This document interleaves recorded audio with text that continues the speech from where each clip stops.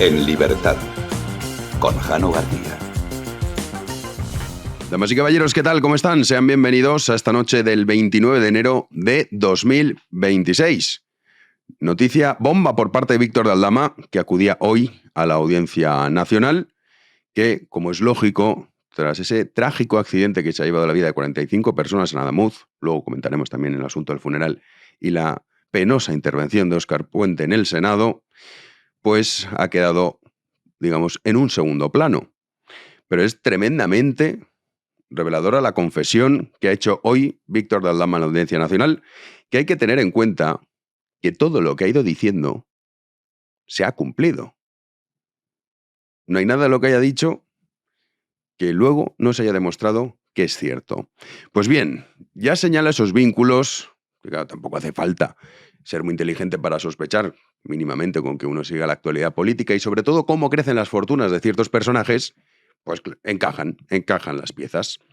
Pues lo que ha declarado hoy Víctor de Aldama, como digo, en la Audiencia Nacional, es que Delcy Rodríguez, que ya saben que es la actual presidente de Venezuela, que entregó a Maduro y que ahora pues es la lacaya de Estados Unidos y como no se porte bien, pues acabará también en una celda y no se podrá ir a vivir, que ya veremos si es Turquía o Qatar, con ese dinero, ese oro robado del pueblo venezolano. Pues bueno, esta tipa, insisto, actual presidente de Venezuela, le entregó un sobre ¿en relación a qué? A la financiación de la PSOE y también de la Internacional Socialista que preside Pedro Sánchez. Así lo ha sostenido ante el juez Santiago Pedraz, encargado de la causa que investiga un macrofraude de IVA en hidrocarburos. Ya saben que hay varias causas. Pues esta es una de ellas. El fiscal anticorrupción Luis Pastor ha preguntado a Víctor de Aldama, que ya saben que está investigado sobre las referencias a un sobre de PDVSA, que es la petrolera estatal venezolana, es decir, lo que utiliza el gobierno venezolano para robar a su pueblo, en relación a los mensajes intervenidos en la investigación por parte de la UCO. Aldama ha dicho que prefiere negociar directamente con la Fiscalía, pero ya saben que esto lo está llevando Choclán, que es su abogado, y que la estrategia de Aldama es muy clara. Se incrimina, dice, vale, esto es verdad, sí, he sido yo, pero a cambio de contarlo, pues quiere ver una reducción en su pena. Aldama ha dicho, estamos hablando de financiación ilegal del partido, que ya saben que tras su detención en el caso Koldo, pues comenzó a colaborar con la justicia. Es relativo al negocio de hidrocarburos con financiación ilegal de la PSOE y de la Internacional Socialista. Además, también ya saben que este sobre que ven ustedes en pantalla, seguramente ya se habrán olvidado, es un sobre que en su contenido no se sabía qué es lo que había en él, que fue detectado por la Guardia Civil en el caso de los hidrocarburos al examinar las comunicaciones entre Aldama y su socio, que también está imputado, Luis Alberto Escolano, en agosto de 2024. Le envía a Aldama fotografías de este sobre que ven ustedes aquí en pantalla, que la UCO consiguió dar con él, pero el contenido no se sabía. Bueno, pues lo que ha dicho hoy Aldama, no, esto es del sí. Esto es para financiar a la PSOE. Ya no las cuentas particulares, que también de los miembros de la PSOE, sino directamente al partido y a la Internacional Socialista que lidera Pedro Sánchez. Por eso estaban tan asustados con la caída de Maduro y se ponían tan nerviosos. Y Zapatero, que si no llega a entrar la UDEF ya estaría detenido, que esperemos que pronto llegue ese día, pues de los nervios, como es lógico. Porque no solo acaban con la vida de los españoles. Entre tanto, cada uno dice, oye, ¿cómo puede ser que tengamos la red ferroviaria como la tenemos? Pues porque están al robo del dinero del contribuyente, cuando no directamente dinero manchado de sangre de esa dictadura venezolana. También Aldama, que ha declarado durante una hora, todas las partes que han preguntado, ha señalado que tanto el exasesor, ya saben que también estaba en Renfe, Koldo García, como el exministro José Luis Ábalos, y también, ¿se acuerdan ustedes de Víctor Ángel Torres? Pues también el ministro Ángel Víctor Torres, que parecía tonto, están vinculados con esa supuesta trama que buscaba hacerse con una licencia para que Villafuel fuera operadora mayorista del sector de los hidrocarburos. Algo clave que, según la UCO, se hacía para perfeccionar el fraude del IVA a través de terceras empresas suministradoras. Esto es lo que declaraba Aldama a la salida en relación a Ábalos, a Koldo y a Ángel Víctor Torres, que a día de hoy es ministro del Gobierno.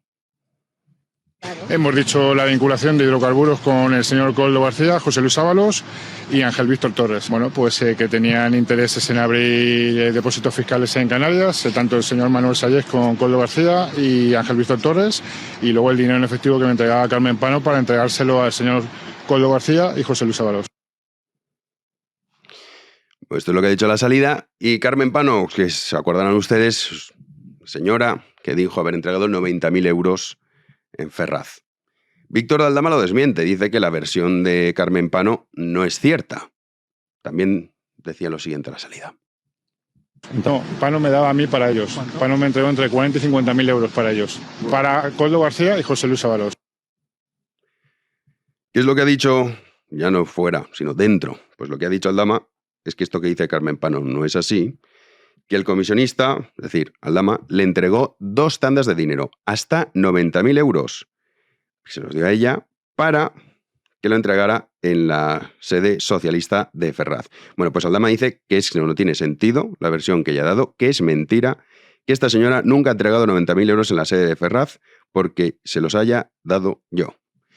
Ha negado que esto sea así, porque claro, entonces Aldama pues habría que sumar un delito más. Aunque bueno, mañana acude Carmen Pano, saldremos de dudas. Pero volvemos a lo mismo.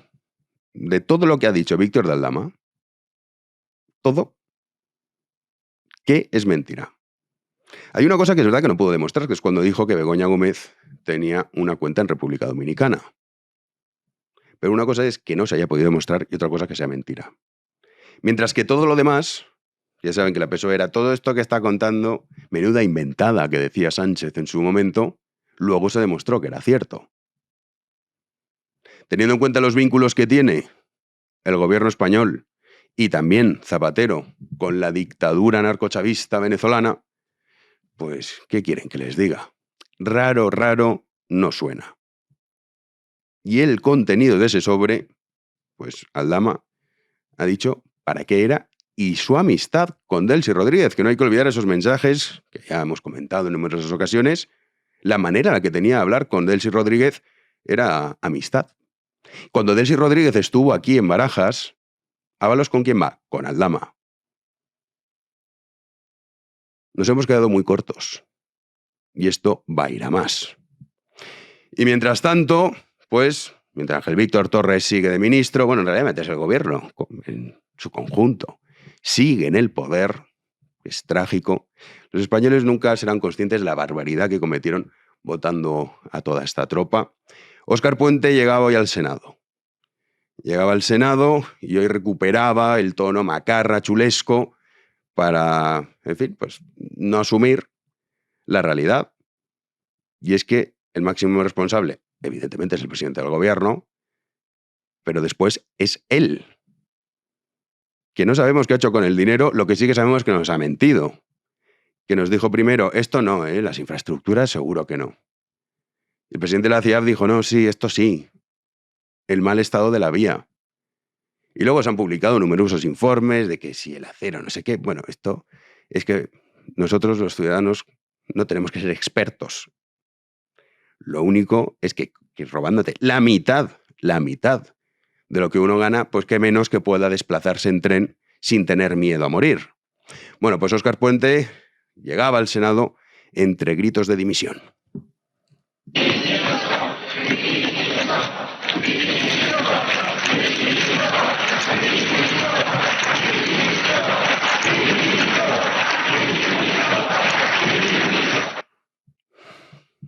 Y aplausos de la bancada socialista, que esto de aplaudir a tipos que luego terminan en la cárcel, pues ya tienen una larga trayectoria.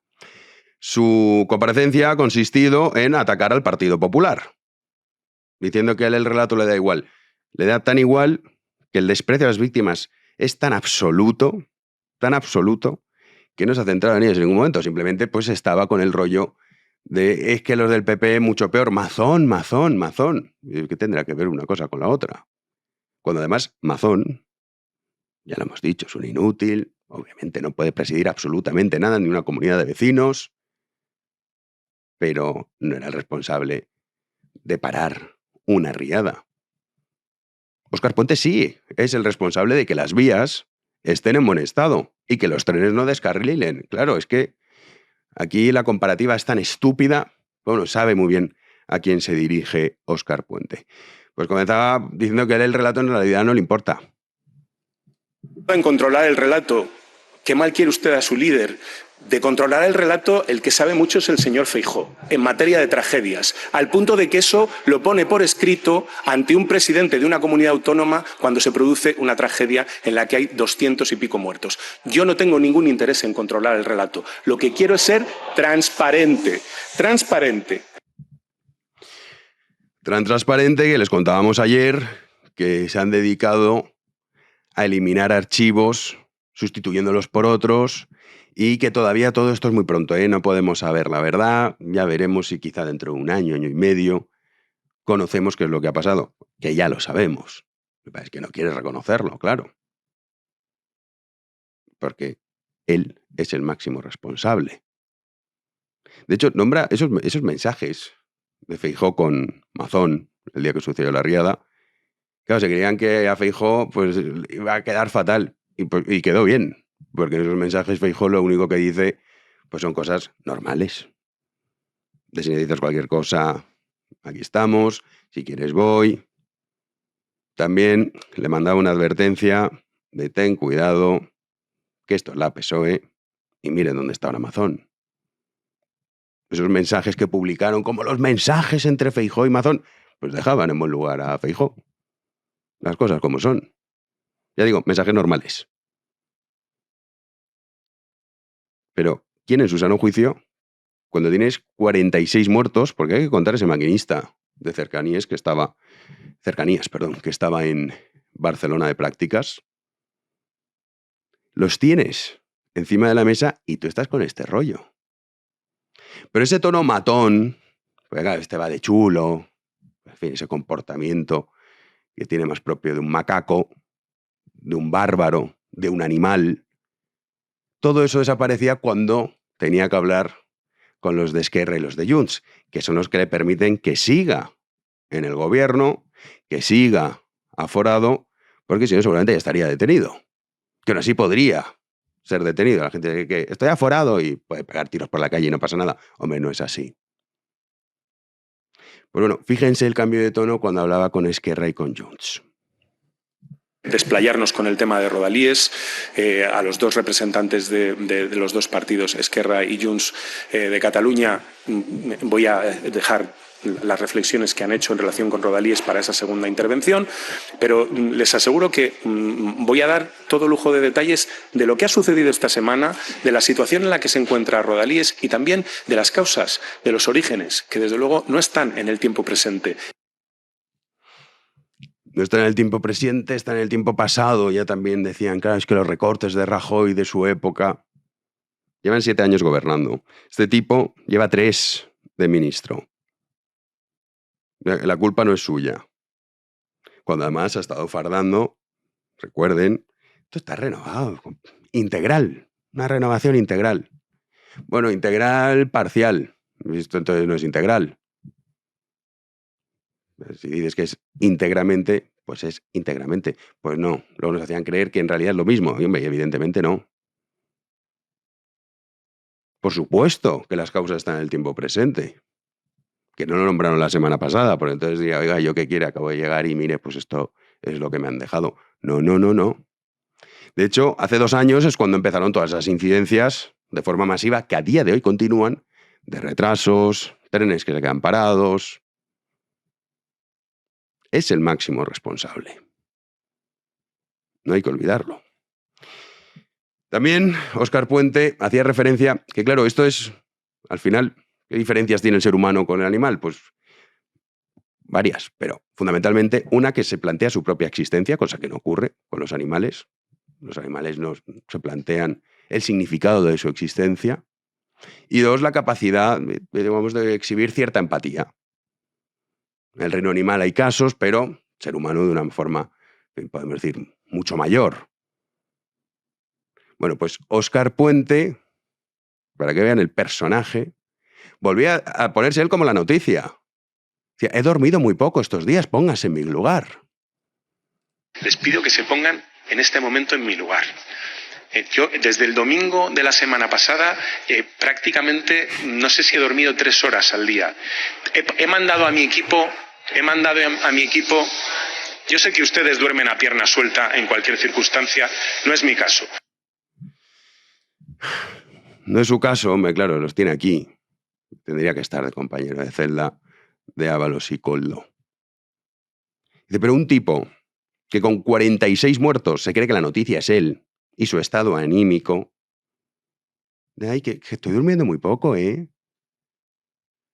Peor están durmiendo las familias de los que han perdido a sus seres queridos por su culpa.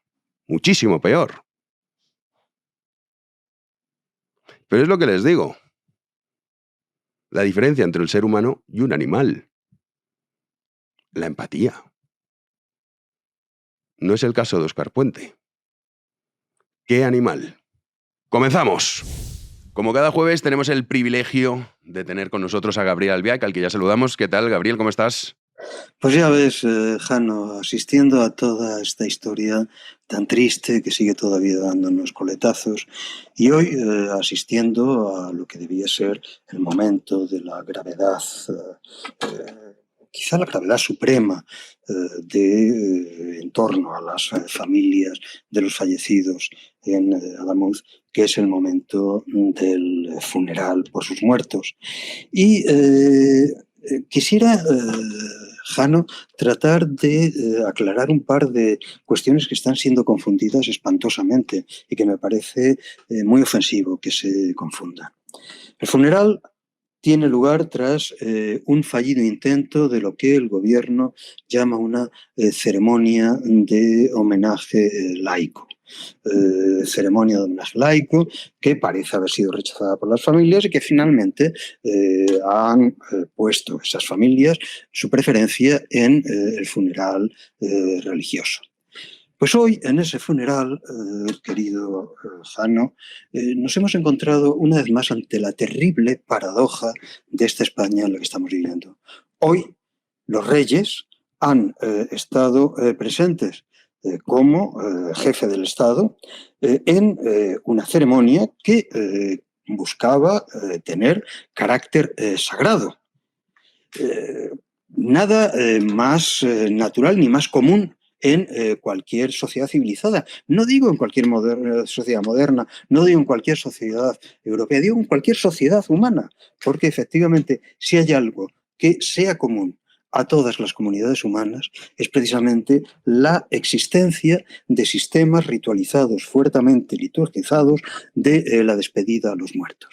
Pues bien, digo, hemos asistido a un funeral bien reglado, como todo funeral, conforme a los deseos de los familiares de los difuntos, que a fin de cuentas son los que cuentan en esta historia, pero que, contando con la presencia del jefe del Estado, no ha contado, sin embargo, con la presencia del presidente del gobierno, que sigue desaparecido desde el accidente. Yo me pregunto si es que el señor Sánchez está sufriendo una grave enfermedad o si es que padece de invisibilidad, cosa en él verdaderamente rara, pero el hecho es que desaparición completa en lo que es uno de los acontecimientos más serios, más graves a los que se ha enfrentado España en los últimos años. Oye, 45 muertos en un accidente de tráfico provocado por una red vial, por una red de vías, por una red de Adif, empresa estatal, en mal estado, es un asunto lo suficientemente grave para que, no ya para que hoy el presidente del gobierno esté allí, sino para que naturalmente hubiera sido él el que hubiera comparecido ante el Parlamento y no tuviese la desvergüenza de disfrazar su presencia en el Parlamento en el seno de un debate general sobre las relaciones internacionales españolas, en el cual naturalmente lo que se busca es diluir el acontecimiento específicamente grave del que estamos hablando.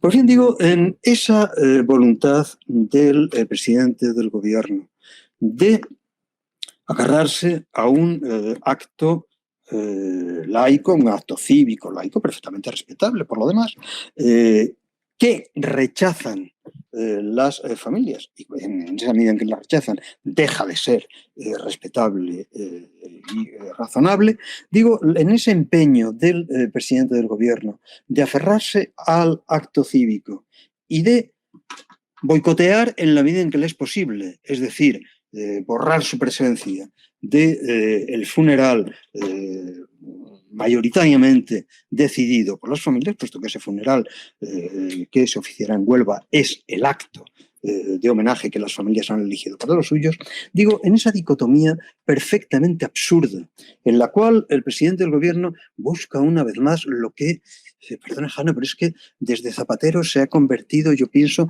en la maldición de la sociedad española, el tratar de recuperar la dicotomía de la España del primer tercio del siglo XX, en tratar de resituarnos en esas dos Españas que acabaron a navajazos del modo más espantoso que ha conocido la historia moderna de España y que asombrosamente parece que tanto al señor Zapatero como ahora al señor Sánchez le parecen un horizonte envidiable al cual tratan de remitir toda la realidad. No, miren ustedes, un funeral, yo pienso que eso, Jano, hay que dejarlo muy claro, un funeral, sea a través de la liturgia religiosa o no religiosa que sea, no es un acto específico de una confesionalidad concreta.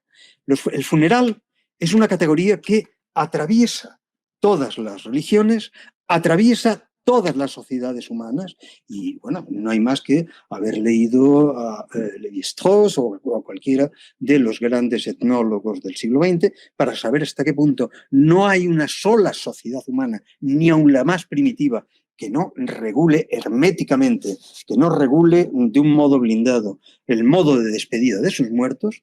Digo que el funeral no es, el funeral es sagrado, pertenece a la esfera de lo sagrado, específicamente en la medida en que lo sagrado no es lo que se liga a una religión concreta o a otra. Lo sagrado es aquello que define la condición humana como la de un animal que sabe que muere. Algo absolutamente extraordinario. Estamos tan hechos a ello que no nos damos cuenta de lo extraordinario que es. No sabemos absolutamente nada de la muerte. La muerte nos está vetada. Eso que decía maravillosamente Epicuro, cuando yo no ella, cuando ella no yo. Hay una imposibilidad completa de hablar, de decir la muerte, y sin embargo es precisamente esa imposibilidad lo que la hace absolutamente fascinante para nosotros, porque es nuestro horizonte, el horizonte desde el cual y solo desde el cual se entiende todo nuestro actuar, todo el sentido ético de nuestras vidas, y sin embargo es algo de lo cual, por definición, lo desconocemos todo. Borges, con ese sentido terrible de la ironía que tenía, lo cifra en una fórmula terrible. Dice, bueno, ser inmortal no es gran cosa. Todos los animales lo son porque ignoran su muerte, menos el hombre, porque no la ignora.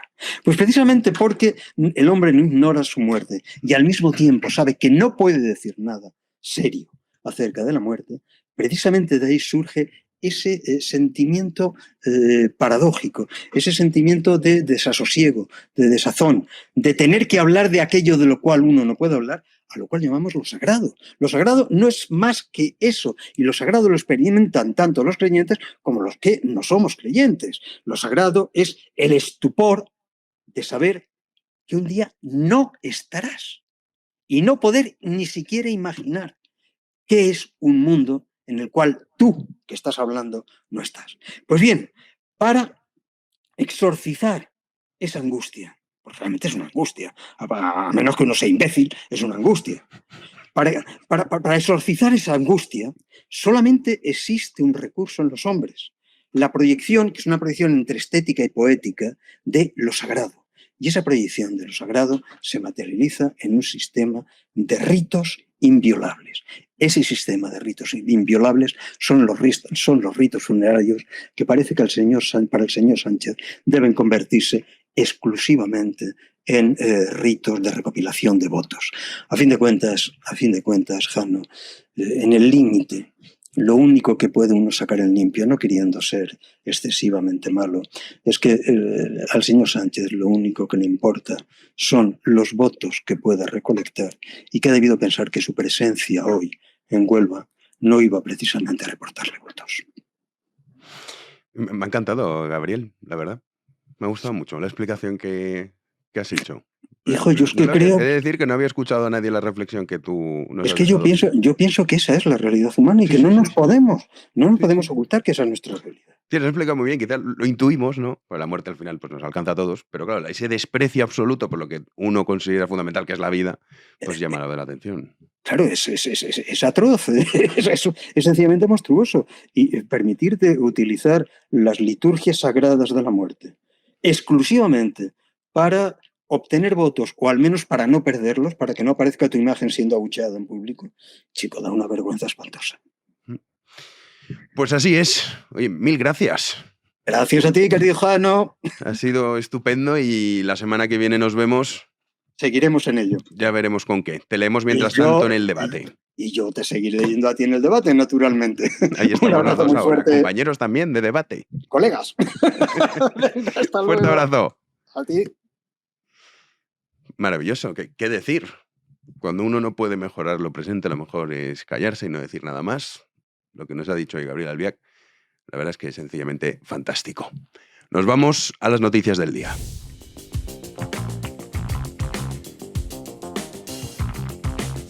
Recibimos un día más a Juanan de Ruber. ¿Qué tal, Juanan? ¿Qué tal, Jano? Muy buenas noches. Pues aquí viendo cómo el ministro recupera su tono macarra habitual. Esperpento, en el pleno del Senado. Además, lejos de asumir ningún tipo de responsabilidad, se ha dedicado a despotricar, a decir que estas cosas pasan, muy parecido a lo que se lleva diciendo estos días. Y nada, no pasa absolutamente nada y llega ahí, pues eso, Óscar Puente en plan macarra a despotricar contra todo el mundo. Sí, culpando al PP.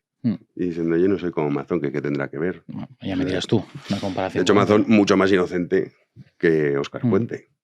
Salvo que alguien piense que podía parar la riada a él. Y con sus propias manos, ¿no? Sí. Pero bueno, vamos hablando de la red ferroviaria, o sea, de lo que contábamos, el caso de Aldama, que es un bombazo, que es verdad que evidentemente ha pasado, digamos, más desapercibido por la situación en la que estamos. ¿En qué se gasta el gobierno nuestro dinero? Efectivamente, además es una noticia que ha publicado The Objective este jueves y es que el gobierno gasta 3 veces más en Radio Televisión Española y Correos que en mantener la red ferroviaria. Durante 2024 el gobierno destinó cerca de 1.900 millones de euros a estos entes públicos, mientras que el gasto dedicado al mantenimiento de toda la red ferroviaria española, dependiente de Adif, se situó en 683 millones de euros. Estos son datos consolidados de Eurostat publicados en 2025. En términos estrictamente presupuestarios, el importe destinado a ambas empresas públicas fue casi el triple al asignado a la conservación ferroviaria en ese mismo ejercicio. El dato ferroviario utilizado por Eurostat corresponde al mantenimiento y conservación de la infraestructura existente. Incluye tanto la red de alta velocidad como la red convencional, pero excluye la inversión en nuevas líneas. En el caso español, esto es muy interesante. Ese mantenimiento representó en el año 24 en torno al 16% del gasto total en infraestructuras ferroviarias. Este dato lo que refleja es un claro predominio de la inversión frente a la conservación del sistema ya construido. Es demoledor. Sí, es impresionante. Pero claro, luego así se entiende pues esa entrevista erótica de Inchaurrondo con Óscar Puente. Efectivamente, claro. Claro, pues medio millón. No, los sueldos están justificados, desde luego. Para 1.300 millones de presupuesto, que se dice pronto Radio Televisión Española, que si hubiesen aprobado los presupuestos, algunos dicen, es que claro, entonces ya tendríamos las vías bien. No, querían aumentarlo a 1.500 millones. Han ampliado muchísimo más, claro. Sí. Y aquí, pues bueno, puedes construir mucha red ferroviaria, pero si no mantienes lo que ya has construido previamente, pues apaga y vámonos, que es lo que constatan estos datos. Demoledor. Vamos con Ábalos, que ha renunciado a su escaño, y básicamente pues porque no tiene dinero, y ahora va a cobrar, hablamos de las pensiones estos días, la pensión máxima. Por si fuera poco, ¿no? Seguro una que cifra el programa de ayer no sé si lo vería, pero desde luego... Hay que quitar pensiones. Hombre, la máxima Ábalos, seguro, el primero en la lista. Sí. Además, pues bueno, con dedicatoria especial en la red social, que es de donde salen sus mensajes. En nombre de Ábalos, esa cuenta. En el nombre de Ábalos, porque el exministro de Transportes y exsecretario de Organización del PSOE pues ha anunciado este jueves que se jubila al ser privado de todo ingreso y protección social. Lo ha comunicado en sus redes sociales después de que ayer diera a conocer su renuncia al acta de diputado. En un mensaje en la red social X, Ábalos, que actualmente se encuentra en prisión, dice que ha agotado todas las posibilidades al alcance de su mano. Vamos a ver ese tuit que ha publicado el exministro de Transportes, una vez desprovisto, leo, de todos mis derechos y deberes y despojado de toda función, díganme ustedes y díganme en la Cámara cuál es la figura y en qué consiste ser diputado. Y añadía, privado de todo ingreso y protección social, díganme también de qué vivo para mantener los compromisos con mi familia y afrontar mi defensa. No me ha quedado otra más que retirarme y optar por la jubilación. Ha expresado objetivo conseguido. Me da a mí, Jano, que esto lo ha dicho con cierto retintín, ¿no? Como diciendo, Sí. ya habéis conseguido, ¿no? Que me no vaya. tenga más remedio que renunciar al acta y jubilarme, ¿no? Sí, pero bueno, es para cobrar. Pero claro, Para efectivamente cobrar la pensión máxima, 47.000 al año. para cobrar, pero se siente completamente desprotegido. Sí, pues el señor Ábalos. lo que tiene que empezar a sentirse es como Aldama. Mm. Decir, oye, empiezas a cantar o esto No, te y que mueres en la aparte cárcel, no hay que más. estás en la cárcel, que yo puedo entender que es la estrategia, ¿no?, de defender tu inocencia hasta el final, que eso pues le ampara el Estado de Derecho, pero hombre, digo yo que Como no con los espabile. documentos y todo, pues en fin, como no espabile, Sí. mal se le va a poner. Sí, pues además ahora va el hijo, ¿eh? Claro, esto Claro. que ya se nos olvida, pero el hijo dentro de nada va a estar ahí con su padre. No pinta bien, desde luego, para la No. familia Ábalos. Pues como no empiecen a copiar la estrategia de Aldama, ahí se van a morir, Mm. en prisión. Vamos con Bruselas, que siempre atenta a echar un capote a Sánchez en relación a la regularización masiva de inmigrantes. Que, pues es que está en esa línea. Luego Sí. dicen, ay, es que el sentimiento antieuropeísta crece. Y, hombre, a mí Europa me gusta, la Unión Europea. Pues Claro, es que son dos conceptos distintos, Claro. ¿no? Pero esto ampara al gobierno para decir, oiga, que lo ha dicho la Unión Europea. Sí, ya ha está. venido un tecnócrata con sobrepeso en Bruselas y todo esto, vale. En este caso, el Sí, consejero de una carta en Interior. alemán o en inglés y ya Claro, todo el mundo lo sí, flipa. claro, Sí, ya, sí. ya alucinan, ¿no? Claro. Ya está en otro idioma y claro, Sí. nos hacemos de menos y ya, oiga, es que si lo dice la Comisión Europea, ¿no? La Unión Europea, pues oye, está más que justificado. Y ese es el caso una vez más porque le ha echado un capote al presidente del gobierno, lo hace apenas unas horas después de que el Partido Popular anunciase que preguntaría a la Comisión Europea sobre la competencia del gobierno de España en esta materia, con lo de regularizar la situación de 500.000 de inmigrantes ilegales, sin tiempo siquiera de haber recibido la pregunta. El comisario de Interior, el competente en esta materia, de la Comisión Europea, Magnus Brunner, ha señalado que Sánchez sí es competente, con lo cual puede proceder a esa regularización anunciada y pactada con Podemos. Brunner ha señalado que está al tanto de la medida e incluso se ha atrevido a hablar en su nombre al señalar que son personas que ya están en un Estado miembro y que el Estado miembro tiene competencia para decidir cómo reaccionar y abordar la parte legal de esa inmigración, incluso ver si hay necesidad de mano de obra, y que esto es lo que está haciendo España en estos momentos. Después de este capote que le echa a Bruselas, el gobierno pues le puede dar pleno amparo porque, claro, Europa, como decía Jano, pues les da permiso. Pero ojo con el argumento. Es que como ya están aquí, o sea, como tú robas un banco, y bueno, como ya tiene el dinero, Claro, pues ya que se lo quede, claro. Efectivamente. Es una cosa increíble. Pero es lo que digo, lo dice Europa, ¿no? Entonces con eso ya como que le dan plena credibilidad. Bueno, afortunadamente el signo de los gobiernos en Europa está cambiando precisamente por esta cuestión. O sea, que estas estupideces van a durar poco. Sí. El problema está en que luego, ¿qué haces con los que ya tienen pasaporte? Pues que ya el debate de inmigración legal y ilegal, eso ya fue. Ya se superó hace Que tiempo. eso ya sí, fue. sí. Hay algunos que todavía siguen. Sí, no, además, los ilegales no. Y los legales, a ver, habrá que mirar también. Y que te lo plantean como un tema súper actual, pero es como que ya fue, ¿no? Sí. Que ya, esto ya Sí, pero estos esta temas que pantalla- pasan, pues mira, las pensiones, pues claro, no es de la noche a la mañana. La red ferroviaria no es de la noche a la mañana. La inmigración no es de la noche a la mañana. De repente dices, coño, si aquí no hay españoles, claro. Pero no es de la noche a la mañana. Y luego se preguntan por qué florece cada vez más ese sentimiento anti-europeísta. Pues precisamente Obvio. por este tipo de cosas. No querer afrontar la realidad es lo que provoca este sentimiento. Sí. Pues sí, bueno, siempre nos quedarán las ofertas flash de Freedom Collection. Sí, en fin, que van variando, Menos visto, no mal. visto, al 40% de descuento, además, en fin, con novedades, ¿no? Vamos a enseñarles lo que tenemos ahora mismo en oferta, los calcetines Freedom. ¿Tú los tienes estos? Sí, Ah, no, yo tengo los- uno de cada, el del Imperio Español y el de Viva España, los Joder, tres. joder, Los tres modelos. Los tres modelos. Sí, me calcetines sí que me gustan los tres. Yo tengo los de la Cruz de Borgoña, sí. El Imperio Español. Sí, Imperio Español, que son muy molones. Sí. Además, esta sudadera Jano, de No hay plata. Esa no la tengo. Pues Pero hay que empezar a usarla, ¿eh? Porque yo Sí. creo que la gente no es consciente de que no hay plata. empieza a no haber plata Sí. aquí en España, sí, al otro lado Sí, de... hay gente que no parece que no. Pues ahí tenemos la sudadera con capucha. Después, pues, cómo no, profesor Miguel, don Miguel Anxo Bastos, ¿no? Sí. Capitalismo, ahorro y trabajo duro en sudadera ahí No hay azul otra cosa. marino. No hay otra cosa. ¿no? Yo ves, la sudadera la tengo la taza, que está también en oferta flash. Pues eso es lo que vamos a enseñar ahora. Lo tenemos ahí, con versión taza, que también está triunfando mucho, ¿eh? Gente Hombre, que nos sigue. El profesor. Me escribía y nos mandaba, además, lo que más destacan de este hombre es lo bien que ejemplifica todo para explicar la economía. Es que es el mejor. Que es lo elemental, ¿no? Cuando tú quieres pues, dar a entender tu teoría, ¿no? Y al final, pues ese mensaje cala mucho y la gente es muy, muy fan del profesor Anxo Bastos. ¿Cómo no? Y por eso lo tenemos aquí en B1. Sí, que está, recuerden, cada domingo. Ahora, antes estaba en Mi One Plus. En Mi One Plus también se tiene usted que suscribir. Claro, porque también hay muchas cosas. Está no Gonzalo, La Taberna. No hay que pagar. No, claro, que parece que sea de pago. No. Tenemos a Gon en Mi One Plus. Tenemos también La Taberna Ilustrada, Ramón Vega. O sea, el elenco es potente, tanto en B1 como en B1 Plus. Sí, ¿qué más podemos hacer? Y encima ofertas flash, claro. O sea, 40%. Exacto, además visto no visto. O sea, sí, que diga, yo quería la de la Charo de ayer, pues que ya no está porque es flash, claro. O me espero al final del programa a comprarla, pues probablemente ya no esté esa oferta. Así que se tiene que dar prisa para hacerse con esos productos al 40% de descuento. Y además recordar, Jano, que se pueden llevar la pulsera de Freedom, que como puedes comprobar siempre se me gira. No la tengo nunca de frente, entonces no la puedo enseñar. Pero con cualquier compra en la página web, además, pues podrán hacerse con esa super mega pulsera de Freedom. Fantástico. Pues nada, nos vamos a la tertulia. Damos ya la bienvenida a Álvaro Bernat. ¿Qué tal? Pues creo que es la primera vez que vengo este año. Sí, Feliz año a todos. Sí, no, en fin, te echábamos de menos, aunque te vemos en tu programa de entrevistas, que además hiciste una súper molona sobre la Edad Media el pasado. Alejandro es muy, muy bueno. Sí, que además ya había estado contigo. Había estado, le hice una primera entrevista sobre la crueldad humana, una pasada de mis entrevistas favoritas, y también estuvo en la última y vamos, una pasada. Alejandro es una maravilla. Pues sí, para el que no lo haya visto, ya que Álvaro pues nos abandonas tanto, por lo menos lo podemos ver de vez en cuando en cara a cara. Entrevistas a Jesús Maestro.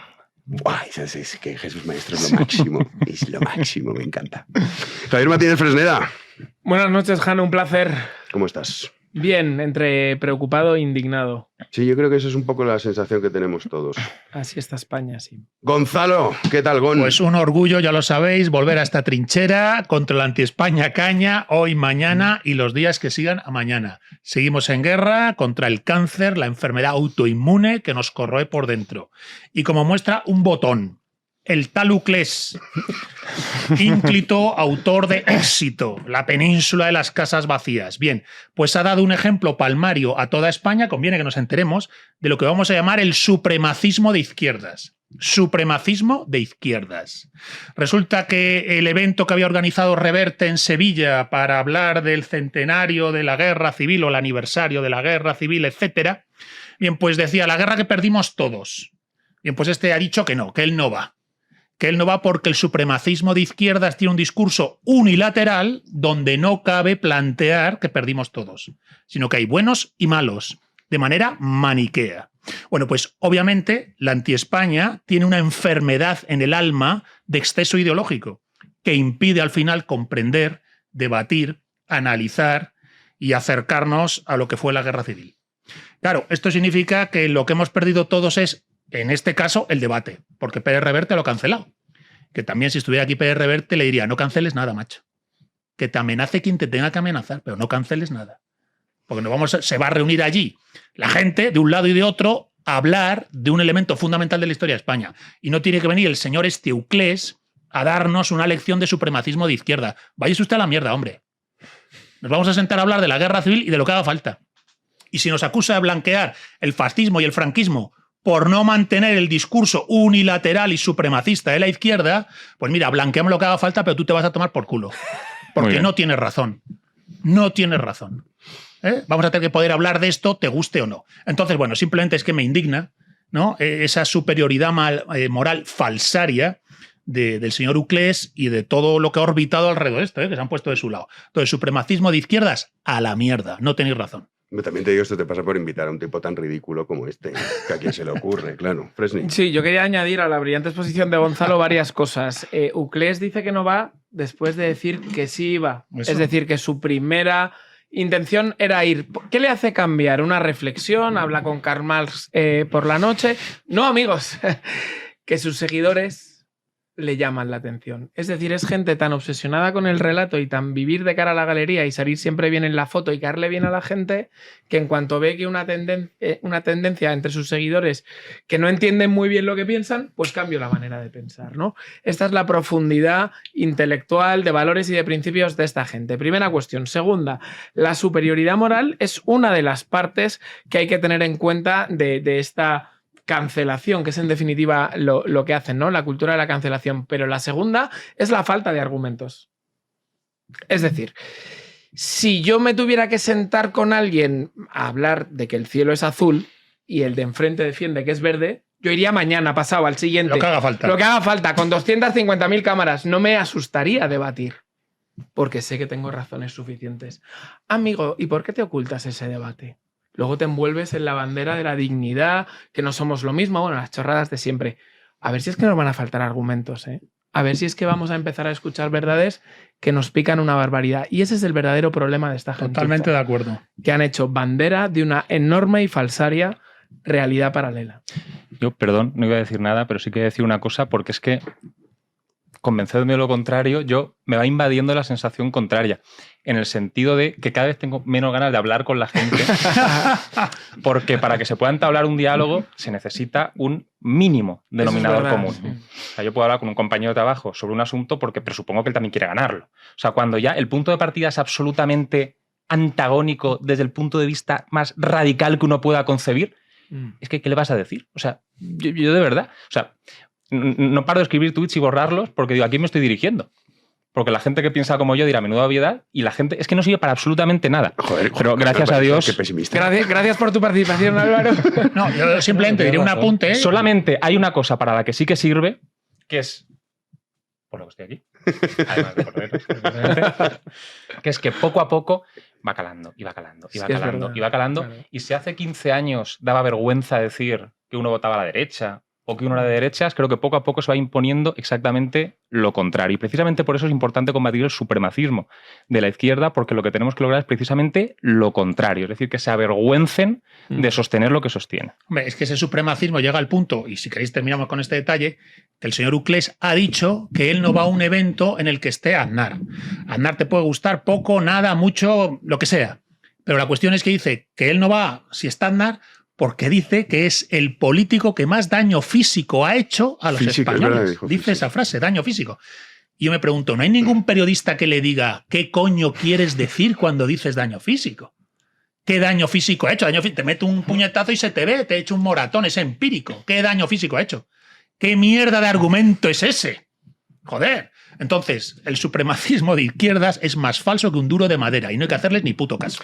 Y luego hay otro tema interesante, aparte de lo que dice Álvaro, hay otro tema interesante y es que rodean toda la figura de Franco, el franquismo, la guerra civil, de un ocultismo que para muchos españoles que tienen una página en blanco por la ignorancia absolutamente buscada por la izquierda en determinados temas, que les produce una fascinación, ¿no? Yo tenía una prima en un colegio muy religioso que les dieron una charla, en fin, hay veces que se equivocan, les dieron una charla de que no debían tomar chupachus porque no lo vais a entender, pero a los chicos les pone un poco nerviosos. ¿Qué pasó al día siguiente? Que en el kiosco de al lado del colegio se acabaron los chupachus. Claro, dijeron, no sé lo que es, pero lo quiero. Algo de eso pasa con el franquismo. Claro. Es decir, a miles de españoles le han dicho, no te voy a contar nada de Franco, pero era malo. Malísimo, y qué malo, tal. Y la gente hoy en día ha cometido el enorme atrevimiento de poner F-R-A-N-C-O en Google y ha dicho, coño. Ostras. Ah, vaya. Esta historia no me la habían contado. Claro, y a lo mejor no era tan malo, o a lo mejor no era tan bueno, o hay cosas buenas y malas. Sí, de hecho, ayer hablábamos cómo la PSOE, esa relación que tuvo con la dictadura de Primo de Rivera, que es muy desconocida, pero fue, bueno, un gran impulsor y defensor. Hablando de gente que no va, hablabais del acto este absurdo que habían montado.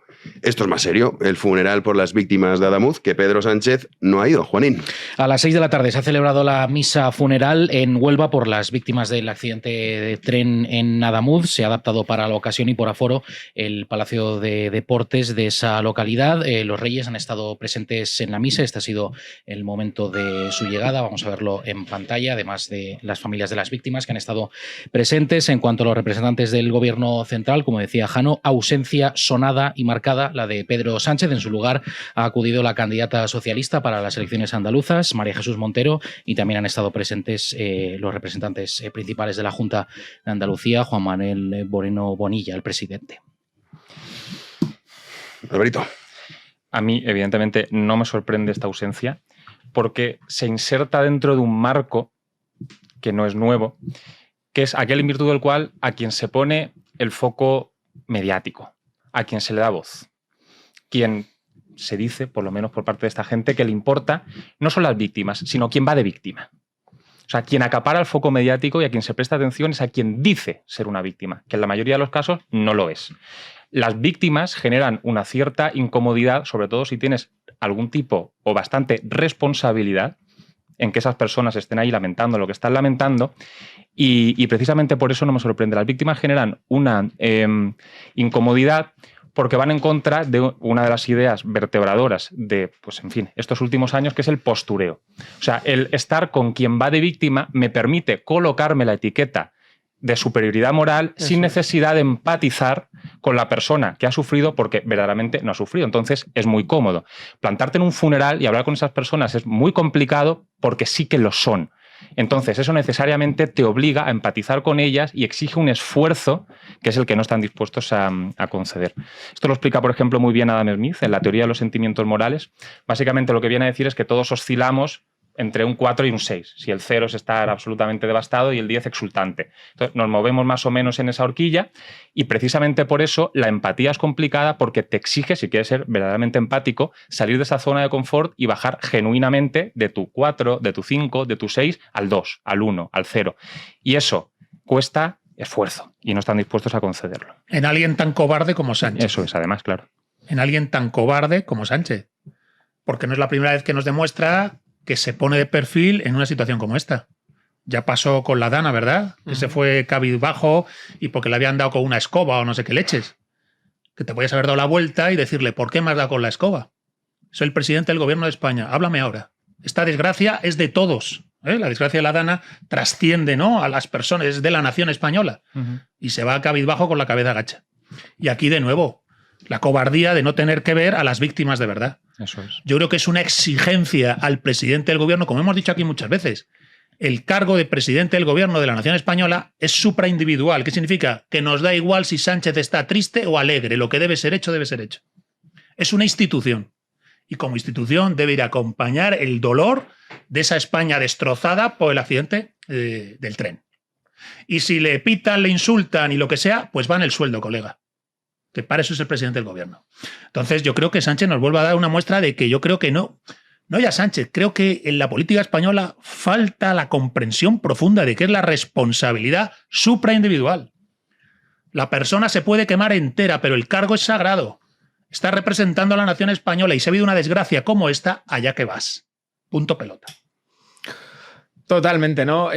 Completamente de acuerdo con vuestras intervenciones. Por abundar un poco más, yo creo que es otro ejemplo de lo importante que es para ellos el relato, la imagen, ¿no? Es decir, el relato lo eclipsa absolutamente todo, porque no se puede permitir que el presidente del Gobierno salga mal en la foto, salga abucheado, tenga algún tipo de reprimenda por parte de las víctimas, y eso está por encima de sus obligaciones como presidente del Gobierno, de su asunción de responsabilidad, de escenificar el luto oficial. No nos olvidemos que se decretan 3 días de luto oficial. Se entiende, por tanto, que todos los españoles, y el Gobierno el primero, está de luto, escenifican un luto. ¿Cómo es posible que tú no te pases por la ceremonia principal que va a expresar ese luto públicamente, ¿no? En cualquier caso, a mí del funeral me interesa otra cosa, y es que es una llamada a personas desanimadas como Álvaro, que creen que nuestras quejas no sirven para nada. Porque ¿qué ha sucedido en Huelva? Que se les hincharon las narices a muchas personas y dijeron, por aquí no paso. La masonada esta que vas a organizar con las florecitas, el violín de Pau Casals y tal, te la metes por sálvese la parte, porque aquí de lo que va es de rezar juntos por las personas que no están. Porque además, otra de las cosas que tienen las celebraciones ateas, agnósticas o como lo queráis decir, es su vacío. ¿Cómo lo anunciaron? ¿Os acordáis? homenaje a las víctimas. Hombre, yo hago un homenaje pues, a un héroe, a un profesor que se retira. Pero lo que había en Adamuz era víctimas inocentes. No necesitan un homenaje. Exacto. Necesitan explicaciones, necesitan justicias, necesita asunción de responsabilidades, necesita compromiso de que no vuelva a pasar, pero un homenaje no. ¿De acuerdo? ¿Qué es un funeral? Un funeral es que los católicos se unen en oración para rezar por alguien que no está. Eso tiene sentido.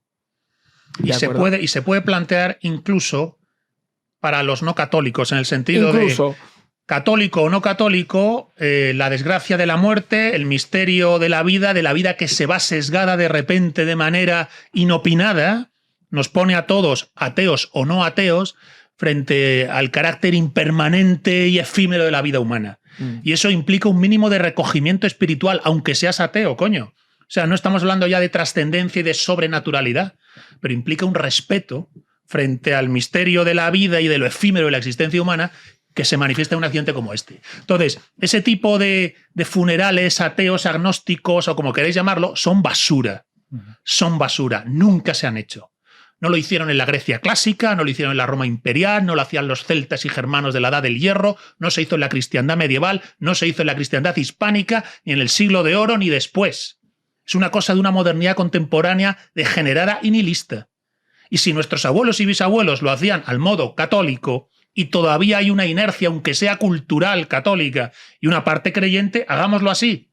Porque el que cree porque cree y el que no, porque mediante el acto reconoce la trascendencia de lo que está viviendo, mirar cara a cara a la muerte, bien merece que el funeral sea así. Y no la chorrada ateoagnóstica, secularizada que nos quieren plantear, que es una basura. Pero sobre todo a mí me gusta resaltar eso, que en todo ciudadano español reside un poder, por mínimo que sea, que si verdaderamente estamos tan hasta las narices debemos ejercitar constantemente con cordialidad, educación, dentro de los límites que creamos oportunos, pero que debemos ejercitar. Es decir, no estamos condenados a que si vivimos una desgracia, pues me voy a clavar la masonada con Ángel Víctor Torres y compañía. No, pues no me sale de sálvesele aparte, ¿no? Y yo creo que eso debería ser un ejemplo de verdad. Volvemos a la antropología católica, ¿no? El sufrimiento para los católicos siempre tiene una finalidad, un objetivo, el sacrificio, ¿no? Bueno, pues hagamos que el sacrificio que tuvieron que padecer las víctimas de Adamuz sea para que todos nos demos cuenta que como ciudadanos españoles tenemos un poder que podemos ejercitar, que podemos decir hasta aquí hemos llegado. Y en relación con la ausencia de quien debería haber estado, decía Gonzalo que había una carencia absoluta de responsabilidad ligada al cargo, etcétera, que conecta a su vez con la falta absoluta de liderazgo en España. La mejor definición que he visto yo de lo que es el liderazgo es, paradójicamente, o no, de forma tan paradójica, una definición en la que no se dice ni una sola palabra, simplemente se muestra algo. Y es en la película Senderos de Gloria. Aparece, creo que es Kirk Douglas, en una trinchera. Peliculón. Un peliculón, y aparece Kirk Douglas en una trinchera, y sin mencionar absolutamente nada, va caminando por la trinchera y los soldados que estaban, pues, yo qué sé, hablando entre ellos o fumándose un cigarrillo, conforme le veían pasar, como consecuencia de las obras que esa persona habría hecho antes, se iban poniendo en pie para abrirle paso. Llega al final de la trinchera, después de que todo el mundo se haya cuadrado al verle pasar, cuenta de 10 hasta 0, toca un silbato y sale él el primero. Y como consecuencia de hacer eso, todos van detrás. Y no se menciona ni una sola palabra en esa escena, pero se muestra que el liderazgo va de obras y de ejemplo. Y cuando tú pretendes construir un liderazgo a partir de relato, estás jodido. Ya estás en la mentira posmoderna. En la ausencia absoluta de obras, y las pocas que haces encima son para perjudicar, es la ausencia más palmaria de liderazgo, que eso para una nación es devastador. Bueno, yo diría que... Se está haciendo famoso a un pingüino. No sé si habéis visto el reel de un pingüino que está... Que se va solo. Que se va solo. Están todos los pingüinos del grupo y sale un narrador comentando, es un documental, y hay un pingüino pues, que en vez de ir donde va todo el mundo, se dirige hacia las montañas. Y dice el narrador, nos comentó el doctor no sé cuánto que aunque lo hubiésemos traído de vuelta con el grupo, irremediablemente hubiese vuelto hacia las montañas. ¿Y por qué? Y claro, toda la gente un simbolismo de que se aleja del grupo, que va donde tiene que ir, que hace... La gente está tomando como ejemplo a un pingüino. Bueno, porque hay la ausencia de liderazgo. Hay una carencia de una personalidad auténtica, comprometida y responsable. A ver, la escena famosa que has comentado de Kirk Douglas, si queréis lo podemos profundizar, pero es que nos lleva a la diferencia que va de la realidad y verdad, del carisma, la autoridad y la entrega al deber asumido. Que se gana, además. Que lo tienes que ganar por mérito al mundo del relato. Cuando estamos con ganar el relato, ya estamos en una sociedad enferma. No hay relato que ganar, solo cuenta la verdad. La verdad existe y es una. La puedes mirar de distintos sitios, pero es una. Entonces, no podemos estar al relato. Hay que gritar, queremos la verdad. No me contéis historias, no quiero relatos. Para ver relatos, pues me leo una novela, macho. De lo que ha pasado queremos la verdad. Y creo que la sociedad posmoderna ha entrado en un bucle de relatos que además las redes han incentivado y algunos grupos políticos ya hace 10 años empezaron con esta idea del relato y nos han traído a esta estupidez de lo que llaman la sociedad líquida, donde la verdad es relativa a quién la relata, desde dónde y cómo. Bueno, pues no, la verdad existe. Y entonces, esa idea de verdad es la que tiene que asumir el líder. Y decir, aunque me caiga encima el chaparrón, yo asumo como líder la responsabilidad y me pongo al frente. Y Kirk Douglas sale el primero de la trinchera a riesgo de que le maten. Claro. Y por eso le siguen. Claro, pero ahí la diferencia, o sea, hay que diferenciar entre un líder y un tío muy listo. ¿Y en qué se diferencian? Entre otras muchas cosas, en que uno sirve al bien común. ¿Por qué reconoce la colectividad al líder? Porque se la ha jugado por ellos. Es decir, porque ha hecho algo por ellos. No por una heroicidad, vamos a decirlo, aislada, sino porque ha hecho algo en beneficio del grupo. El líder en la oficina es aquel que ayuda a todo el mundo. El líder en un hospital es el que hace más horas que nadie para tratar mejor a los pacientes. El líder en casa es el que está pendiente de que todo el mundo esté contento y ayudar. Ese es un liderazgo natural, ¿no? Claro, pero en el gobierno, el líder del gobierno, Pedro Sánchez, es el ejemplo de lo contrario. Es poner y santificar el interés particular por encima de todo.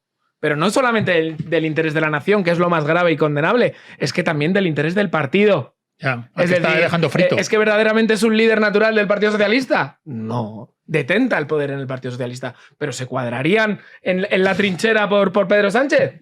Pero si los está llevando al matadero y él lo sabe, se cuadrarían, es decir, es el líder natural del gobierno. Muy bien traída esa imagen, ¿eh? Claro, pero se cuadrarían naturalmente también en el gobierno. ¿Creéis que algún ministro o secretario de Estado en su foro interno sabe que si a Sánchez le conviene no lo mata en la plaza pública? O sea, no nos vamos a reír porque seguiríamos riéndonos y el programa acabaría. Entonces, ¿qué liderazgo es ese? ¿Qué bien común sirve Sánchez? Ninguno.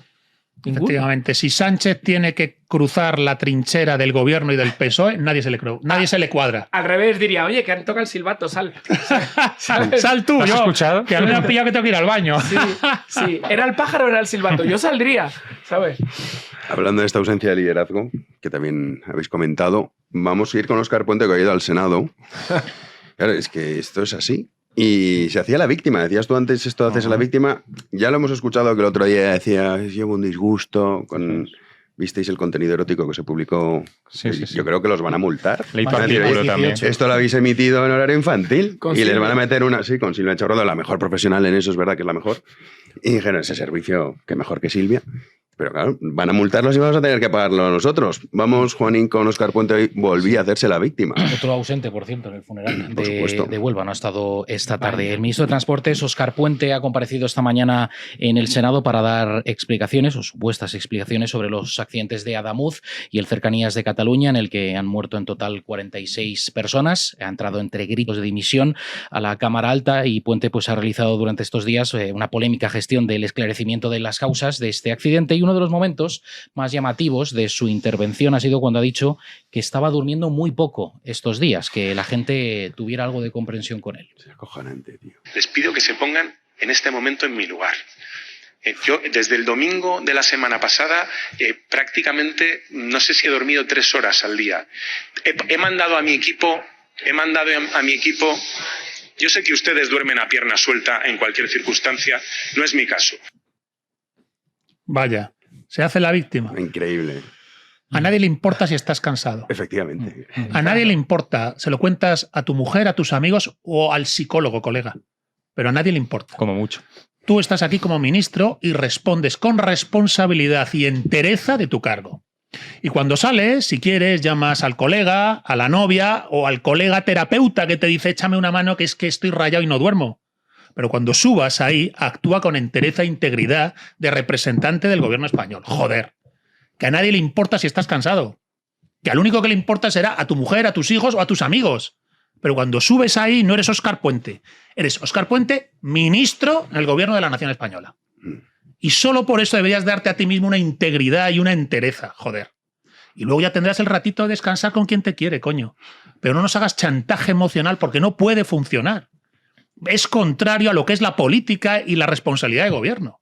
Y es que además, esto, claro, tú dices, oye, que se han muerto 45 personas en el accidente de Adamuz, más otro, que no hay que olvidar, de cercanías en Cataluña. 46 muertos en una semana. Y la red ferroviaria paralizada. Sí, la red ferroviaria hecha polvo. Hay 46 familias. Sí, 46 personas que han fallecido. Eso sí que tienen derecho a decir. Eso sí que no están durmiendo. Cansado, yo sí que no estoy durmiendo. No duermo. Eso claro, sí tienen derecho a hablar. Pero dices, ¿cómo te atreves a decir eso? Lo cual también demuestra pues, una carencia de empatía, que esto es muy propio de los animales, que no tienen el nivel de empatía, el grado no es el del ser humano. O sea, Óscar Puente le acusan de orangután por otras cuestiones, en realidad yo creo que más es bien, un hombre romo de formas. Que se crea que él es la noticia. O sea, ¿cómo vas? Que tú no eres la noticia. No, o sea, no. eso es que estás mal de la cabeza cuando en una situación así dices, no, la noticia soy yo, que estoy cansado. O sea, sí, como cuando Pedro Sánchez dijo aquello de no he comido o estoy bien, ¿verdad? Sí, que vas un tarado, claro. Me la dejas votando. Es ese infantilismo, es decir, es esta gente que solamente ve la cara buena de las cosas, ¿no? No, pues yo voy a Cofidis y me dan 50.000 euros y digo, joder, ¿cómo me lo voy a pasar? No, pero el interés es del 25%. No me hables, tal. No, es que una cosa lleva a la otra, ¿no? Es que hay cara A y cara B. Y Óscar, te voy a decir una cosa por si no lo sabías. Mira, duermes en un edificio oficial, no pagas ni un solo taxi porque vas en coche oficial. Estás protegido. Últimamente, no sé si te has dado cuenta, pero no esperas colas ni en el cine, ni en Mercadona, ni en los bares a los que vas. Y tienes un buen trato en los trenes cuando los coges y en los aviones. Eso es porque eres ministro de España.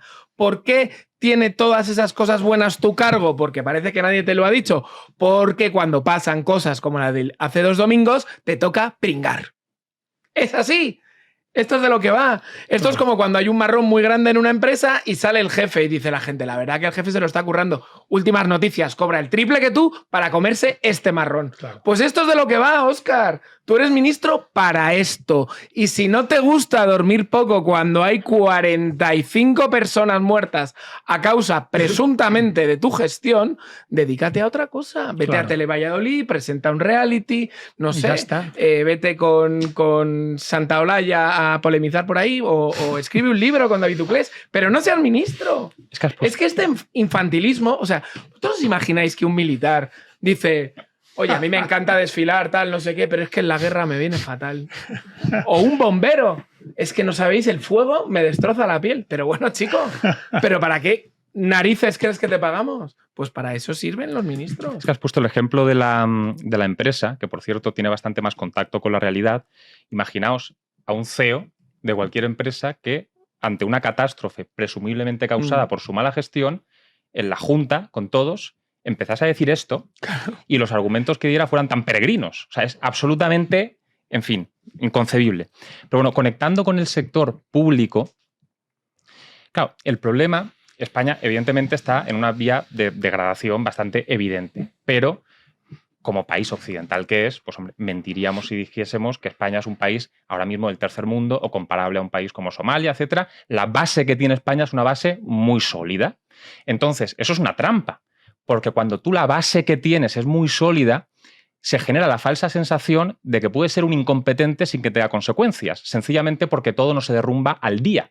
Uno, por lo que sea, no puede hundir Microsoft en un día. Claro. Entonces, eso genera la falsa sensación de que puedo hacer, pues en fin, política ridícula tras política ridícula y como no pasa nada, inmediatamente no tiene consecuencias. Entonces, claro, ¿qué pasa cuando... Escucharemos a este hombre hablar, supongo que pondrán más cortes. ¿Qué pasa cuando pones a este hombre de ministro de Transportes? ¿Qué pasa cuando Adif la llenas de lo que la llenas? Cuando Renfe la llenas de lo que la llenas? Cuando no mantienes absolutamente nada. Pues que con el tiempo pasa lo que termina pasando. Porque al final es que es evidente que va a pasar. O sea, la cantinela es que no se podía saber, es mentira. Se podía saber perfectamente lo que pasa cuando tú no mantienes unas infraestructuras, que por cierto las vías son unas. Las presas, red eléctrica, las carreteras. O sea, es un puñetero milagro que esto no suceda en España diariamente y terminará sucediendo. Porque la lógica electoral precisamente lo que fomenta es eso. Y lo que fomenta es, precisamente por eso el mantenimiento cada vez va a ser más difícil, porque sí que es electoralmente rentable construir nuevas vías. Y cuanto más construyes, más difícil es mantener, porque tienes más cosas que mantener. Entonces, al final, uno se ve totalmente desbordado. Y entonces a mí lo que verdaderamente me repatea es la gente que tiene que esperarse a que algo pase para saber qué puede pasar. O sea, la gente que necesita meter la cabeza dentro de una hoguera y tener quemaduras de 3er grado para decir, ostras, el fuego quema. Y no me importaría si esa persona no me estuviese llevando de la mano hacia un precipicio. Eso es, sí. Porque si ella sola se quisiese quemar, pues en fin, a mí no me importaría demasiado, sinceramente. Pero cuando vamos de la mano todos encadenados hacia un precipicio porque hay 10 tarados que dicen que la gravedad no existe y nos empujan a todos, lo máximo que podrá suceder es cuando estemos cayendo, decir, ¿lo ves? Ya, pero al segundo nos estamparemos todos. Que es a mí lo que verdaderamente me tal. Y es más, incluso hay personas que no solamente necesitan constatar que algo pasa para saber qué puede pasar, sino que aún en esas se les dice luego que no es verdad y se lo creen. Que salía el otro día el ministro de Economía diciendo que vamos como un cohete y la gente se lo cree.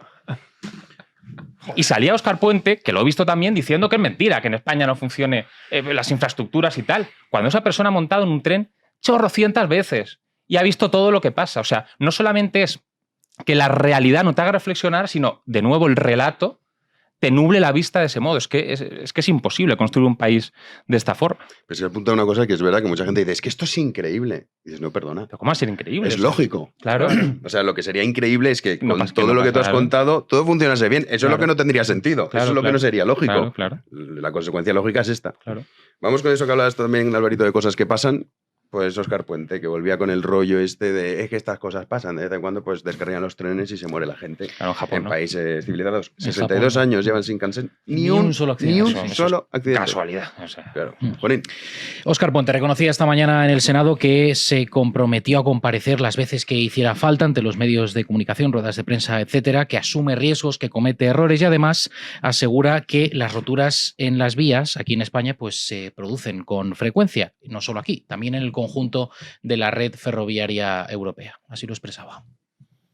Las roturas de carril se producen en nuestro país y en el conjunto de la red europea con cierta frecuencia y casi nunca con consecuencias en vidas humanas o en daños personales. ¿Por qué? Porque las roturas de carril, en muchas ocasiones, la mayoría avisan y los sistemas de control que tiene la infraestructura los detectan.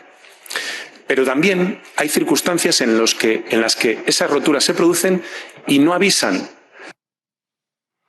Vaya. Es que además justo en este caso, anda que no estaba Claro, avisado. claro, O sea, es sí, que sí, encima, sí. o sea, suponiendo que lo que Sí, dices sí, es verdad, sí, sí, o sea, es sí, que sí. incluso cogiendo el argumento, y dices, bueno, es que aquí te han avisado, no una, en numerosas ocasiones. Vamos, que vamos a jugar a la ruleta rusa. Sí, están en eso. O sea, que hay que asumir que de vez en cuando tendremos una tragedia. A ver, yo creo que Óscar Puente, lo estaba diciendo antes, creo que evidentemente es un tío bastante romo de formas y tosco de razonamientos. A la vista está. Ahora va sobrado de chulería y arrogancia, aunque ahora ponga vocecita de corderito. Y efectivamente es un ególatra evidente, o sea, es autorreferencial. Para hablar de las cosas acaba hablando de sí mismo. Entonces, una persona así, vaya, pues no hace falta haber estudiado psicología en Alemania para saber que no está preparado para ser ministro, coño. Y quien la ha colocado ahí, su jefe, posiblemente tampoco lo está. Entonces, tenemos personas que transmiten sensación de incompetencia, de falta de madurez, yo me atrevería a decir casi cognitiva, al frente de cosas tan importantes como el transporte. Y entonces, en última instancia, este señor se lava las manos y dice, lo que ha pasado ha sido una fatalidad. Literalmente nos está diciendo eso. Como diciendo, igual en 20 años vuelve a pasar. Pero qué coño, así es la vida. Bueno, pues mira, no funciona así. Porque las 45 familias, esas que tienen los muertos, esas sí que tienen derecho a decir, no duermo ni dormiré a lo mejor en meses o en años. Y esas son las personas a las que hay que, como tú decías, acompañar, buscar responsabilidades, qué ha pasado, no puede volver a ocurrir, etcétera. Sí, o sea, lo primero, hay que volver a insistir, bajo mi punto de vista, en que si es normal lo que ha sucedido, busquemos la normalidad de las consecuencias. Entonces busquemos qué sucedió cuando se produjeron las tragedias que el gobierno se ha ocupado de airear en países de nuestro entorno y en España, que entre otras cosas el ministro responsable dimitió. ¿no? Entonces está muy bien normalizar la causa y nos olvidamos de la consecuencia. Tremendo. Segunda cuestión. Estamos poniendo el foco, porque es lo importante, en lo que ha hecho el gobierno antes del accidente, pero tela lo que está haciendo después, porque esas declaraciones contravienen una de las máximas que debería ser para gestionar esta crisis, que es transmitir confianza. ¿Cómo te subes tú a un tren diciendo, estas cosas pasan? Igual te toca. No sabía. La verdad que es una moneda al aire. Pero bueno, ¿qué confianza es esa? Oiga. Casi nunca con víctimas. Casi nunca. No, claro. pero es que el día del accidente, acordaros que dijo, es que si no llega a pasar el Albia. Sí. Claro. Y lo fuerte es que tenía parte de razón, porque si no hubiese pasado el Albia y no hubiese víctimas Ni mortales, caso a esto. esto hubiese sido descarrila, un tren a la altura de Adamuz y todo. O sea, bueno, y se pues, pasa página rapidito. y no estaríamos hablando de nada de esto, ni tampoco estas reducciones de velocidad que estamos viendo. Es decir, que a lo mejor estaríamos hablando de un accidente muchísimo más catastrófico. Pero tiró ya ese rollo de que qué mala suerte. Como muchos de los que hay todos los días, que nos hemos enterado ahora que cada 2 por 3 hay movidas de estas, ¿no? Pero lo importante es romper el relato de que esto está escrito, ¿no? Es decir, esa es la clave. La movida que ellos tratan de esconder bajo su pésima gestión o enseñarnos para tapar su pésima gestión es que todo esto es inevitable, ¿no? Es decir, no, oiga, mire, todos los servicios públicos en España van fatal porque es inevitable, porque somos muchos. La inseguridad es que es inevitable. No, mire, es que cada vez pintamos menos en el mundo. ¿Qué me va a contar? Es que es inevitable. Oiga, ¿hay algo evitable? Porque volvemos a lo de antes. Si todo es inevitable, pues hacemos un sorteo, ¿no? Y elegimos así a los gobiernos y tal. Si no hay nada que hacer, Claro. pues le ha tocado hoy a Paqui de Cuenca. Bienvenida. Es usted ministra de Fomento. Claro. Sí. Si usted no tiene nada que hacer, ahórrese las comparecencias, claro. Sí. ¿No? Paqui le ha tocado. Claro, le ha tocado a usted. Eustaquio de Pamplona, bienvenido, ministro de Cultura. Claro, ¿no? Sí, sí, no hay nada que hacer. No, y es más, Si da igual. Y no me quites la mitad de lo que gano. Claro. Porque claro, entre otras cosas se supone que es para que no pasen estas cuestiones. Pero siempre hacen lo mismo, es Sí, decir, sí, cuando, cuando les toca la China gorda y sobre todo les señala especialmente, dicen que es inevitable. Y lo inevitable es que eligiendo como elegimos a nuestros políticos nos pasen estas cosas. Pero no está escrito en ninguna parte que España tenga que ser un país tercermundista, no está escrito en ninguna parte que nos tengamos que tragar esta gentuza y no está escrito en ninguna parte que pagando la absoluta barbaridad que pagamos todos los años en impuestos, tengamos los servicios públicos peores que hace 10 años. Pues sobre que uno dice la degradación de Óscar Puente, ya sus declaraciones no pueden ir, digamos, a más. Pues sí.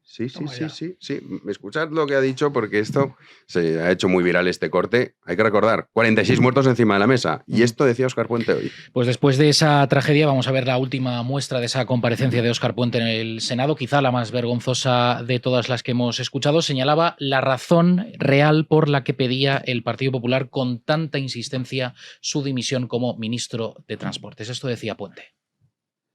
¿Sabe por qué me piden ustedes tanto la dimisión? Por lo contrario de lo que ustedes sostienen, es porque yo realmente les molesto. Y les molesto no porque no haga bien mi trabajo, sino justo por lo contrario, porque lo hago muy bien. Eso es lo que a ustedes les molesta. Claro. Vaya. Qué poca vergüenza. Es impresionante que hoy el funeral de las víctimas y este tío diciendo esa frase. La falta de humildad. La falta, no sé, de... No sé. Bueno, que la cabra tira no está al monte. preparado. Es que es incapaz de dejar de decir esto. Es incapaz de dejar de decir esto. Una persona que, por cierto, habría que responderle, si yo tuviera la oportunidad, le diría, y si haces también tu trabajo, ¿por qué comprabas a personas para tener perfiles falsos en redes sociales para decirte lo bien que lo hacías, Óscar? A ver, si es que, o es que somos tontos y no nos damos cuenta de la suerte que tenemos de tener a Óscar. De todas maneras, va más allá de ello, porque es una tragedia tremenda. Y yo creo que el cargo, la responsabilidad, la madurez personal, es que yo creo que es un problema casi de inmadurez. La madurez personal te obliga a un gesto de humildad. Claro. De decir, señores, pues efectivamente a lo mejor no lo hago todo lo bien que me gustaría y vamos a buscar hasta el final la causa de lo que ha pasado. Y no se preocupen que si la responsabilidad es de este ministro, el primero que se cortará la cabeza seré yo. Podría decir eso, ¿verdad? Pero él dice, no, yo trabajo de puta madre. Y a vosotros os joroba. O sea, es una inmadurez, no sé, es como un debate de adolescentes, ¿no? De y tú más. Entonces, yo digo que la política es una cosa seria, a la que hay que llegar maduro y crecido en el alma. Y no puedes encontrarte un macarrilla barato defendiéndose a sí mismo porque sí, a pesar de lo que ha pasado. Sí, Joder. es tremendo. Y luego muy Es mal, que- perdona Álvaro, muy breve, Sí. muy mal rodeado porque yo hago esta mascachufla y la gente que me quiere me dice, oye, Sí. has pegado un resbalón heavy, ¿eh? O sea, a mí, no sé, mi madre, mi hermana, mi cuñado, ¿no? Mis suegros, con menos amor todavía, claro, me dirían, oye, deja hacer el ridículo, joder, ¿no? O sea, a esta gente ya no hablamos de política, responsabilidad de España, no, ya de lo más básico, ¿no? De que no te quiten la merienda en el colegio. Oye, nadie le dice que está haciendo el ridículo. Nadie en el ministerio. Alguien que Entre le sus quiere le amigos. dice, tronco, te has pasado de listo otra vez. Sin meterme en líos con las personitas con las que se toma copas por la noche. Nadie le dice, oye, Óscar, estás haciendo el ridículo. No, porque seguramente serán más ridículos que él. Sí, generalmente pasa eso. lamentablemente. Pero ponen a lacayos que nos dicen qué listo, qué guapo eres. A Eso- Óscar Puente, imagínate decirles. En el programa especial que hicisteis sobre este tema, mencionabais una cuestión que para mí es fundamental porque es lo que verdaderamente da proyección a largo plazo, que es la civilización. Y comentabais con mucha razón que, bueno, hay distintos rasgos que definen la civilización, no solamente uno. Uno de ellos, por supuesto, y evidentemente, es cuando se produce una tragedia, entender qué ha pasado. Es decir, unas explicaciones que proyecten confianza en la ciudadanía. Porque al final todas estas cuestiones, que son, bueno, pues este caso concreto, el otro caso concreto, entroncan con cuestiones más amplias. Una de ellas es la mentira, ¿vale? La mentira tiene efectos devastadores a largo plazo, precisamente porque es la antítesis de la civilización. La sinceridad de forma generalizada, la transparencia de forma generalizada, lo que proyecta es confianza. Y la confianza lo que permite es la civilización, porque permite que muchas personas aisladas entre sí cooperen entre ellas, que sin eso es absolutamente imposible prosperar. Eso se habla de las High Trust Society, Low Trust Society, pues es una de las claves más esenciales de la civilización. Entonces, la mentira repetida, constante, la falta de transparencia, la ocultación, están borrando ahora cosas. O sea, no solamente mienten, sino que te impiden a ti, por ti mismo, como si tuviese que ser yo quien contase la verdad, pero bueno, incluso si yo estuviese dispuesto a hacerlo, me lo traban, etc. Y esto tiene unas consecuencias a largo plazo devastadoras, porque la mentira lo que genera es desconfianza y a donde nos lleva es a la barbarie. Luego también yo creo que esta gente, como consecuencia de repetir sus mentiras una y otra vez, esto está demostrado, psicológicamente uno se las termina creyendo, y cuando uno miente y miente y miente, termina viviendo en el mundo de la mentira, pero la realidad sigue ahí, y toca la puerta. Y las facturas se las cobra. No sé si habéis visto una de las escenas finales de la serie Chernobyl, cuando da el discurso el físico básicamente lo que viene a decir es que cada mentira que cuentan hace que contraigan una deuda con la verdad. Y esa deuda se termina pagando. Pues este es uno de los rasgos de la civilización que nos estamos hundiendo precisamente por no respetarlo. Y otro de los rasgos de la civilización muy importante es las miras a largo plazo. Esto, por ejemplo, lo comenta Miguel Anxo Bastos muy bien, tanto a nivel individual, es decir, las personas individualmente consideradas, como a nivel grupal, el hecho de mirar no en la satisfacción compulsiva de cuestiones en el corto plazo, sino el mirar en el largo plazo es lo que permite poder gestar proyectos, etcétera, etcétera. Y lamentablemente esto va a seguir sucediendo porque el sistema está configurado de este modo. O sea, en la medida en que el mantenimiento no se ve, algo que no se ve no puede dar votos. Entonces, en la medida en que es absolutamente inasumible en términos electorales que una persona o un gobierno, en vez de destinar unos fondos a mantener las carreteras, a subir las pensiones, o sea, imaginad un gobierno que fuese a las elecciones con este programa.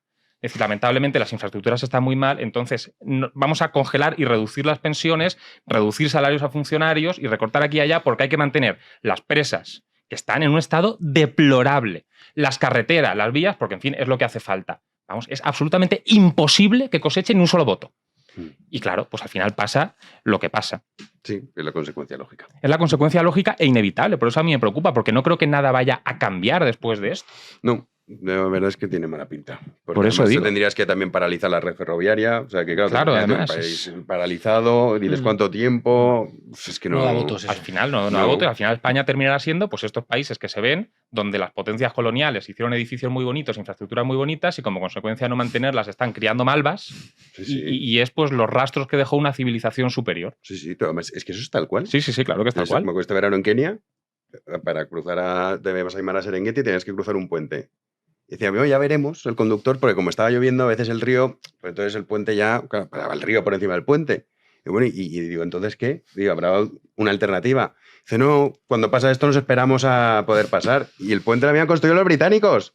Digo, pero tío, es que es la zona turística, que no es que estés ahí en la aventura. Digo, acojonante, pero eso en África se ve Es que en relación en con un esto, montón de casos. en relación con esto, Y el puente pues hasta lo que dure, y si luego colapsa el puente, pues ahora ¿cómo vamos? Pues ya no se puede ir, porque nadie va a hacer el puente, porque si dices, venga, va, nueva obra, 2 millones de euros, se lo va a quedar al gobernante. O sea, te van a hacer pues, bueno, un puente de madera, a lo mejor, el segundo jeep se van todos los turistas con el río por detrás, claro. en relación con esto, Sí. y lo comento rapidísimo, a mí uno de los temas que más me interesa es el estudio de por qué fracasan unas civilizaciones y por qué prosperan otras. Me parece un tema fascinante. Sí, lo es. Y en relación con África, me salió el otro día una cuestión que me llevó a leer un estudio de un filósofo que decía que en África pues, la concepción del futuro es pues muy matizada. Claro. Es decir, viven en un presente prácticamente continuo. Y ponía el filósofo en el libro que, como mucho, pues su horizonte temporal iba a 2 años vista.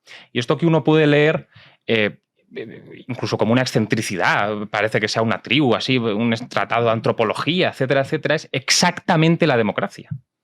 O sea, esto que uno lee como perteneciente a una sociedad extraña y ajena, Claro. y madre mía, ¿cómo puede ser que no se hayan dado cuenta de que el futuro existe, que hay que planificar y que hay que mantener las cosas? Es exactamente lo que pasa aquí. Sí, no, y la ausencia total, porque al final nos hablamos de la civilización, de, bueno, pues estas cosas, cuando alguien hace algo malo, ya hay una ley que protege a la persona inocente y castiga al que... No necesariamente. Yo he visto ajusticiamientos populares. Pero coño, lo mata. Y te decían, mira, y te lo enseñaba. Allí en África. En África. Un tío que había robado, le habían pillado los del pueblo y le estaban apalizando. Y digo, joder, tal. Y dice, pero no lo matan, ¿eh? Era como, te lo juro. Te decía, digo, no, pero lo van a matar. Y dice, no, hombre, no. ¿Sabes? Como dice, estás loco. O sea, para él, el nivel, digamos, de civilización y tal era que lo apalizaran, pero sin matarlo. Y que eso es una cosa increíble. Y la gente dice, claro, nosotros como hemos nacido en esta época y en este contexto, pensamos que es todo normal y por eso quizá también nos sorprendemos, y los que son más mayores todavía más, de decir, joder, que se está desintegrando todo y el final del camino es ese, que no es ninguna exageración. Claro, pero ahí el estado del bienestar ha metido un virus que nos puede llevar a esa situación y es que hay determinadas cosas que la mayoría de la sociedad da por sentado. Entonces, hay mucha gente en España que dijo, entramos en la Unión Europea y estamos en democracia, ya estamos, nos hemos pasado la pantalla. Sí, no hay nada que hacer, ya está. Tranquilos, ¿no? Sobre todo porque no se estudia historia, ¿no? Porque podemos ver países riquísimos que se fueron al garete, por no mencionar Venezuela, por no decir Argentina, macho. Argentina, por no decir que la principal potencia del mundo cuando se independizó era México. Ahí tenéis, un saludo Seinbaum, no vamos a pedir perdón. Ahí tenéis Haití, cuando se independizó, primer productor mundial de azúcar, y se fue al garete. Es decir, con Papadoc, que la historia de Papadoc es impresionante. Claro, con los ritos estos que tenían. De vudú. Sí. La enseñanza es que nada está garantizado, ¿no? Es decir, Reagan decía que la libertad no se hereda, se defiende y cada generación tiene su batalla, y esa es en lo que tenemos que estar ahora, ¿no? Es que un apunte brevísimo, esto lo dice también mucho Miguel Anxo Bastos, lo natural es la pobreza. Claro. O sea, es la riqueza lo que exige una explicación. Si tú ahora soltases a 10 grupos de 100 personas en medio de la naturaleza más inhóspita y volvieses al año, lo normal sería pues, que al grupo primero lo hubiese famélicos y no te sorprendería, dirías normal. Al grupo segundo se le hubiese muerto la mitad y dirías normal. Y si el grupo 10 llega, si tienen casas, electricidad, a quien le preguntarías cómo lo has hecho es al último grupo, no a los primeros que lo darías por hecho. Entonces, como la tendencia natural es la pobreza, hay un empuje hacia abajo. O sea, uno ni siquiera puede dejar que las cosas vayan, sino que la riqueza requiere un esfuerzo constante. Eso es. Porque en el momento no hace falta que frenes. Con que dejes de apretar el acelerador, la inercia te va a llevar hacia abajo. Eso es. La inercia regresiva. Eso la inercia es regresiva. Tú estás obligado a un ejercicio de sinceridad, cooperación, verdad, eficiencia, identidad de fuerza y unidad y fuerza, y de comprensión de la realidad tal cual es. No puedes tener enajenación de la realidad, ¿no? Hablabas de que la verdad vendrá a buscarte, ¿no? La paranoia genera deudas con la realidad. Entonces, el gobernante paranoide, que se cree su propia fantasía, la sociedad emancipada de la verdad de las cosas y del orden del ser, la verdad de las cosas y el orden del ser, viene a pedirle cuentas. Podríamos decir que a la realidad le importa un bledo tu opinión, al orden natural le importa un bledo lo que pienses. Entonces, esa idea de que quien no esté atento, consciente y presente a la verdad y la realidad, más allá de cualquier sesgo ideológico, contrae deudas con una verdad que vendrá a buscarle.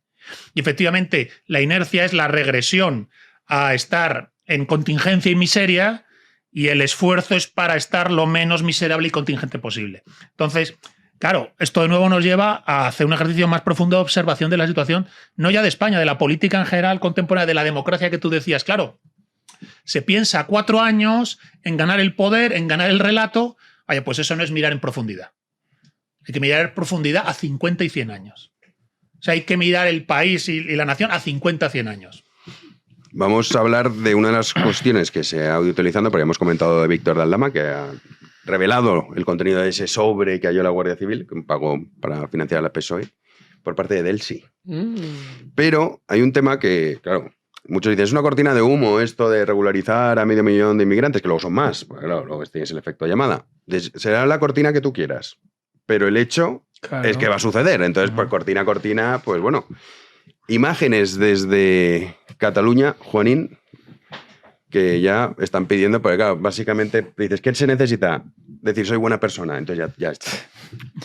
Imágenes que hemos visto concretamente en Barcelona. Vamos a ver las colas, la aglomeración, por ejemplo, en el consulado de Pakistán, en la ciudad condal, por el certificado de antecedentes penales para la regularización. Estas serán las imágenes, ese decretazo anunciado por el gobierno que no necesitará pasar por el escrutinio del Congreso, de 500.000 de inmigrantes, aunque podrían ser muchos más si contamos a los familiares. Este documento, imprescindible para obtener los papeles, es el único que debe tramitarse en la administración del país de origen. Es que es impresionante. Esto es una barbaridad. La cifra puede irse hasta los 850.000, más o menos. Bueno, que lo que decía Manuel Llamas, que lo que regularizan hay que multiplicar por 3. Claro. Entonces estamos hablando de más de 1,5 millones. Qué pasada. A ver, yo me quedo con lo que has dicho de las cortinas de humo, ¿no? Yo creo que hay que distinguir las cortinas de humo con los esfuerzos que hace el gobierno por que se hable de otra cosa. Una cortina de humo, por naturaleza, es inocua. ¿Qué es una cortina de humo? Hablar de Julio Iglesias. Eso es una cortina de humo. ¿Vale? ¿Qué es una cortina de humo? Eurovisión, en su momento, ¿os acordáis? Eso era una cortina de humo. Pero las cosas que tienen consecuencias y que nos afectan en el día a día no son cortinas de humo. Que el gobierno intenta ganar el relato, que se hable de lo que él quiere, por supuesto, ese es el juego político, pero no es inocuo. Y desde luego esto no lo es. Y tampoco, pero no lo es por el hecho en sí, por la naturaleza de este hecho y por cómo se da. Se obvia al Parlamento. Un Parlamento donde, por cierto, puede que tuviese mayoría absolutísima este decreto, porque habría que ver cómo votaría el Partido Popular, que os recuerdo que votó a favor de la toma en consideración de una iniciativa legislativa popular que iba en este sentido, ¿no? Con lo cual, oye, si en el Parlamento lo puedes ganar, ¿por qué lo sacas del Parlamento? Siguiente derivada. Oye, y si el gobierno lo puede hacer solo a través de un Real Decreto, ¿por qué dices que lo has pactado con Podemos? ¿Por qué le regalas esa victoria a Podemos? Por cierto, enemigo íntimo de tu socio de gobierno. Entonces, eso está muy lejos de ser una cortina de humo. Esto es un movimiento político de primera magnitud, con unas consecuencias palpables para cualquier persona que camine por las calles de España y sobre todo de sus grandes ciudades. Entonces ya está bien de decir, bueno, ¿sabes? Sí, no habléis de esto, pero como no voy a hablar, además es que lo que dices, consecuencias sociales, económicas, culturales, claro. Joder, no se me ocurre algo más grave. Lo último fue con el aborto, ¿os acordáis? Que salieron en plan, esto es una cortina de humo para no hablar de Begoña. No, perdona, o sea, quieren meter en la Constitución el aborto, oiga. Sí, como un derecho, que es lo que pasó en Francia, un derecho constitucional, con el voto favorable de Le Pen. Bueno, yo creo que estamos frente a una imprudencia otra vez. O sea, con un interés político, ¿verdad? Medio sesgado, oculto, yo creo que es un acto de imprudencia lo que van a llevar a cabo.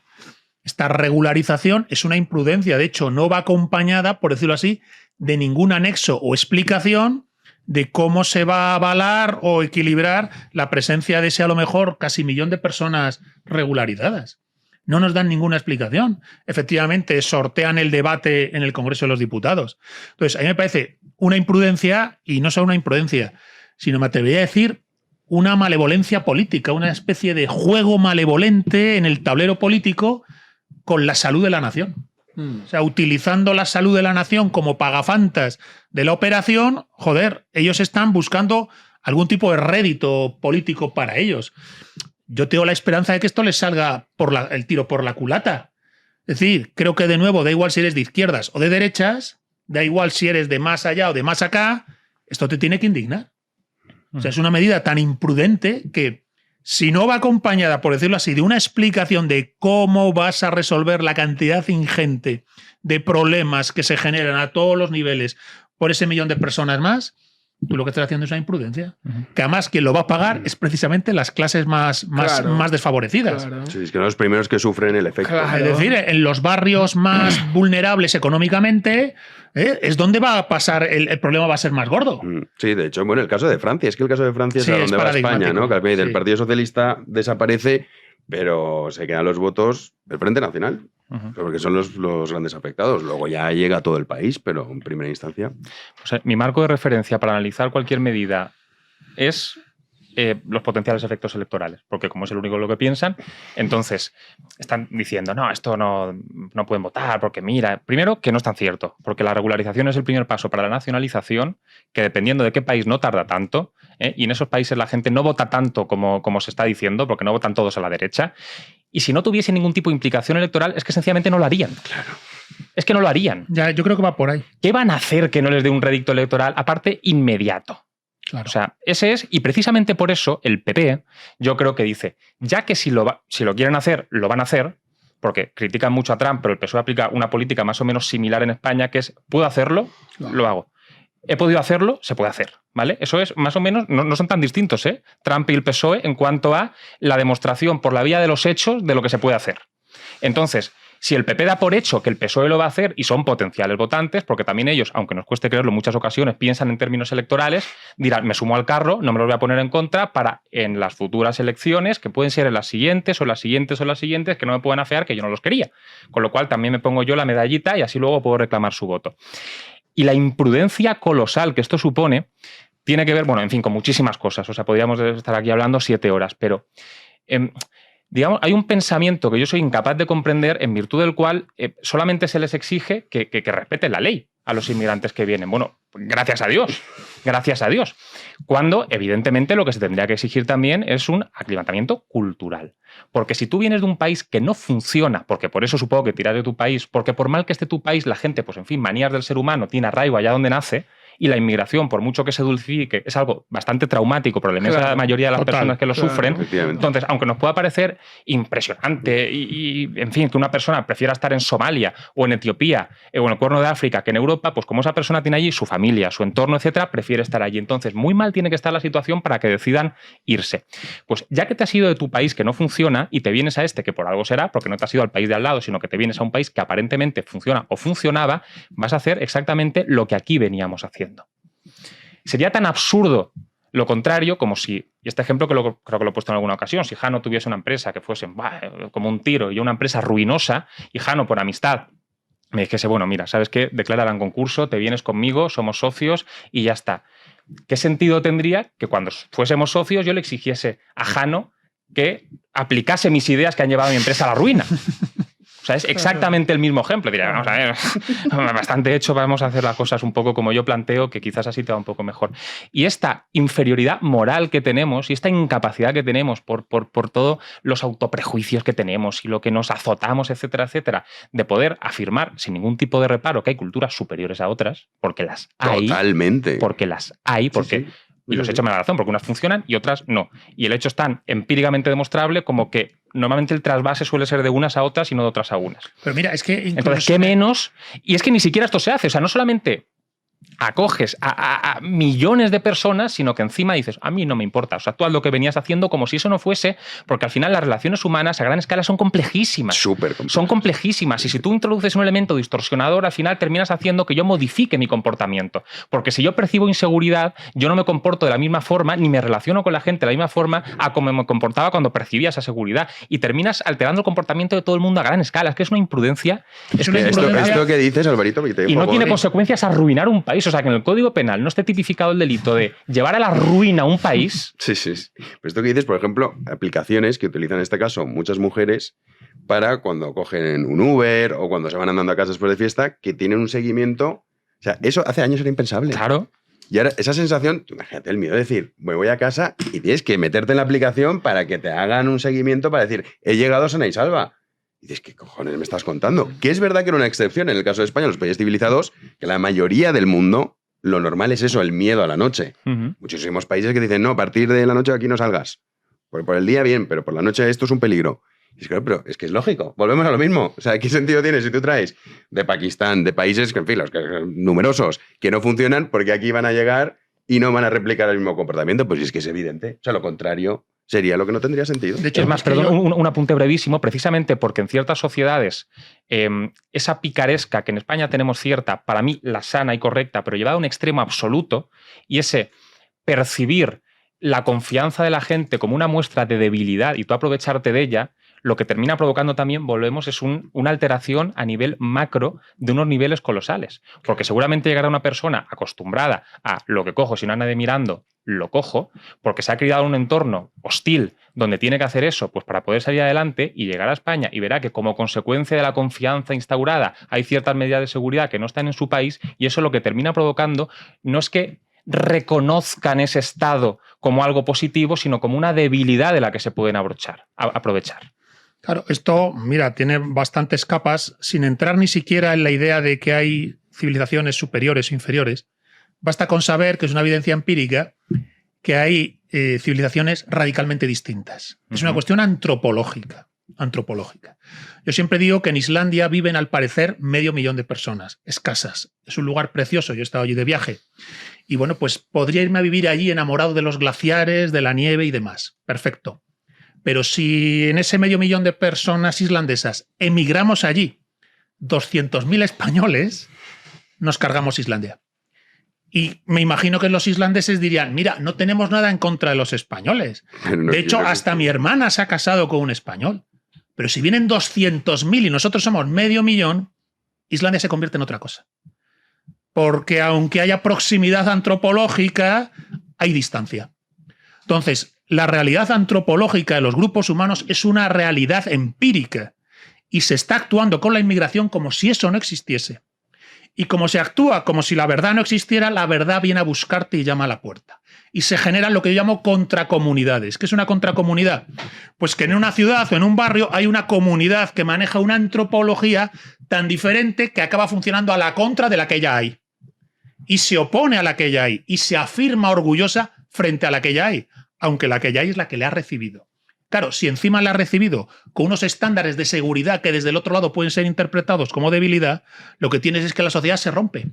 Es decir, la inmigración masiva, efectivamente, se carga a Islandia. Si 5 millones de españoles emigramos a Marruecos, igual nos cargamos Marruecos, ¿verdad? Y los marroquíes podrían decir, oye, macho, esto va a dejar de ser Marruecos. Y con razón, ¿verdad? Bien, pues esa evidencia empírica es la que se soslaya constantemente. Es decir, que el ser humano no existe en abstracto, lo he dicho aquí varias veces, no existe el ser humano. Existe el ser humano en cuanto a una ecuación antropológica, etnológica, histórica, religiosa, y si la diversidad o la distancia es muy grande, no surge galvanización de comunidades. Lo que surge es una contracomunidad que pretende tarde o temprano en ese ecosistema apoderarse de él. Y lo estamos viendo en las ciudades de Francia, donde la inmigración ha desbordado ya al nativo. Bien, pues esto, que es algo empírico, objetivo, que está en la realidad, se niega. No se puede hablar de ello, bajo la acusación de racismo, xenofobia, lo que tú quieras. Bien, pues tú niegas la realidad, que la realidad volverá, porque efectivamente la realidad le importa un bledo tu opinión.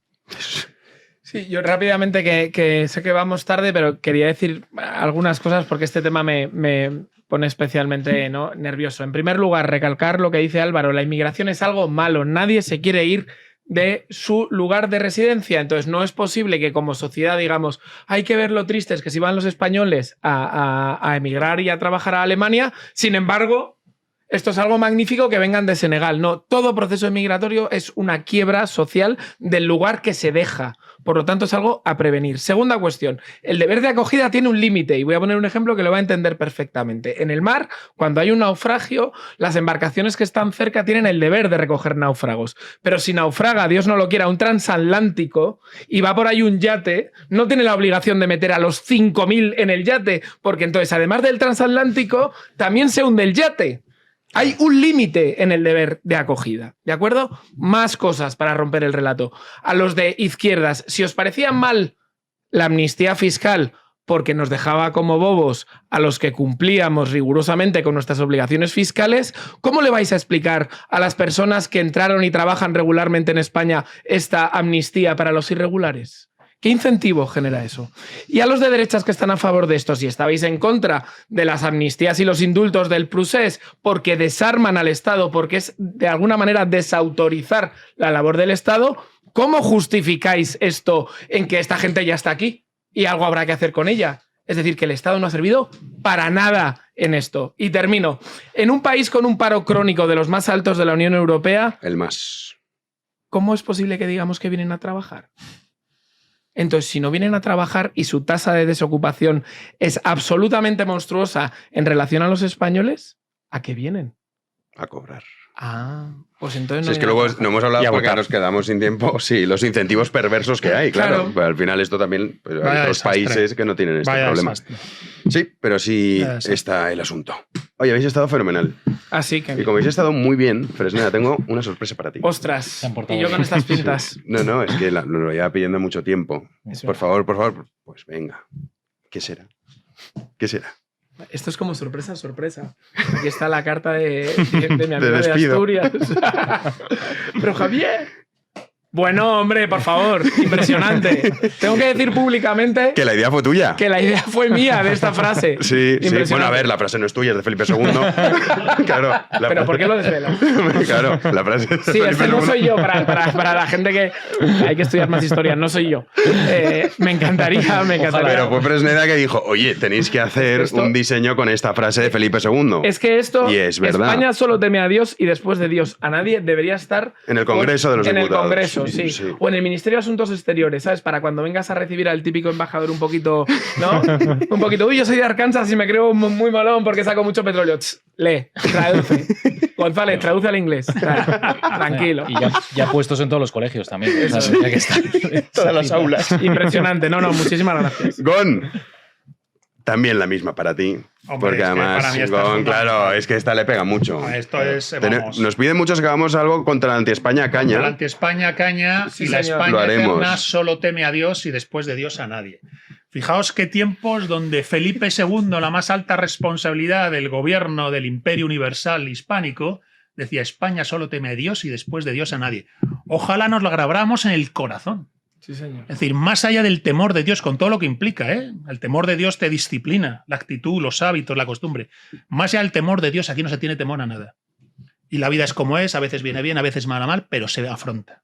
Entonces, joder, aquí hay una consigna que obviamente está por encima de la charosfera, la sanchosfera y la caverna progre de nuestros pecados. Ahí, para ti, Alvarito, la cosa va de imperios. Muy bien. Sudadera. Sudadera. Que Impresionante. también. Qué Oye, bien, dame una muy La sudadera. presentación de un jugador así. Sí, bueno, ahí está fichado. Me estaría Fichaje mal estrella, Álvaro Bernat. que con estos discursos prohispanistas me regalases una sudadera de Francia o algo así. Me haría en ridículo absoluto. No, aquí Una pasada, no tenemos una pasada, nada de muchas eso, gracias. no tenemos nada de eso. Afortunadamente. Sí. Si quieren poder encontrar todos estos productos en freedomcollection.es, la taza de Felipe II que está vendiendo un montón, Obvio. y luego ofertas flash, el 40%, que tenemos también productos muy interesantes. Gon, nos vemos pronto. Bueno, pues encantado de volver. Ya sabéis que esta trinchera también es mi trinchera contra la anti-España, caña, hoy, mañana y los días que sigan a mañana. Y también siempre lo digo, quien quiera conocer el alma de España a través de la ciudad de Toledo, su historia, sus mitos, sus leyendas, sus tradiciones, que se ponga en contacto con nosotros, maldita sea. Ya di directamente el número, 691 23 28 41. 691 23 28 41. Nos mandéis un WhatsApp. Oye, que yo quiero conocer la historia y el alma de la nación española a través de la historia, el mito, la leyenda y la tradición de la ciudad imperial. Bueno, pues ahí estoy yo, maldita sea. Sí, sí, además que son muy molonas. Vale muchísimo la pena, sí. Nada, muchísimas gracias. Fresni, nos vemos. En Neos, Ah, el claro, lunes claro. 2 estamos en Palma de Mallorca presentando nuestro proyecto. Así que a todos los mallorquines que no creen que sean un condado de Cataluña, pues están llamados a venir con nosotros el día 2, Centro Mallorquín. Pues mira, ahí estarán mallorquines. ¿Tú quieres decir que tienes algún juicio próximamente que alguien pueda ir a verte? No, y sería una información un poco desagradable para... ¿No quieres promocionarlo? No, no. Nos vemos pronto, Alvarito. Nos vemos pronto y bueno, el domingo que viene sale otra entrevista. Este no, El que viene, el siguiente que es Jesús Maestro. con Jesús Maestro. Bueno, Qué grande, eso muy va a ser- interesante. La anterior que le hiciste es buenísima. Aparte va también sobre la felicidad. La anterior entrevista se tituló ¿La felicidad es lo que se promete a los tontos? Y ahora ha escrito un libro que se llama El fracaso de la felicidad, con lo cual sostiene esa misma idea en reiteradas ocasiones. Pero ha profundizado en ella Eso, y es sí, muy sí. interesante siempre escuchar a Jesús Maestro, es extraordinario. Juanín, tú y yo nos vemos el lunes ya. El lunes estaremos aquí de vuelta, si Dios quiere. Nuestro querido Héctor a los mandos, un día más, una semana más, un mes más, un año más. Lleva desde el principio ahí. Los de Zaragoza que tienen Sí. Oye, haremos especial de elecciones, ¿eh? O sea, que lo sepáis. ¿En Aragón? No, menos aquí. No pero- tenemos esos recursos para ir a... Pero hombre, podíamos ir a la casa de Héctor, pasarnos pero por el no. tubo. Especial. No, especial desde Zaragoza. Todo llegará a Fresni, pero de momento no. Pero bueno, si nos apoyan en Freedom Collection o haciéndose socio, pues así, Yo me y pido- viéndonos, pues hombre, podremos ir creciendo poco a Sí, poco. Yo me pido corresponsal en el cuartel general de Pilar Alegría. Va a ser increíble. Claro, es que con todo lo que está pasando no hemos hablado de la campaña de Pilar Alegría. que Bueno, es impresionante, pero en fin. En los manuales de comunicación política está el Yes We Can, el discurso de Lincoln y luego está Pilar. Está ahí. Ahí está Pilar. Nosotros les dejamos con una extensa programación aquí en B1, también en B1 Plus, y regresaremos el próximo lunes a las 9 de la noche aquí en Libertad en B1 Media. Como siempre, muchísimas gracias por estar ahí. Yeah.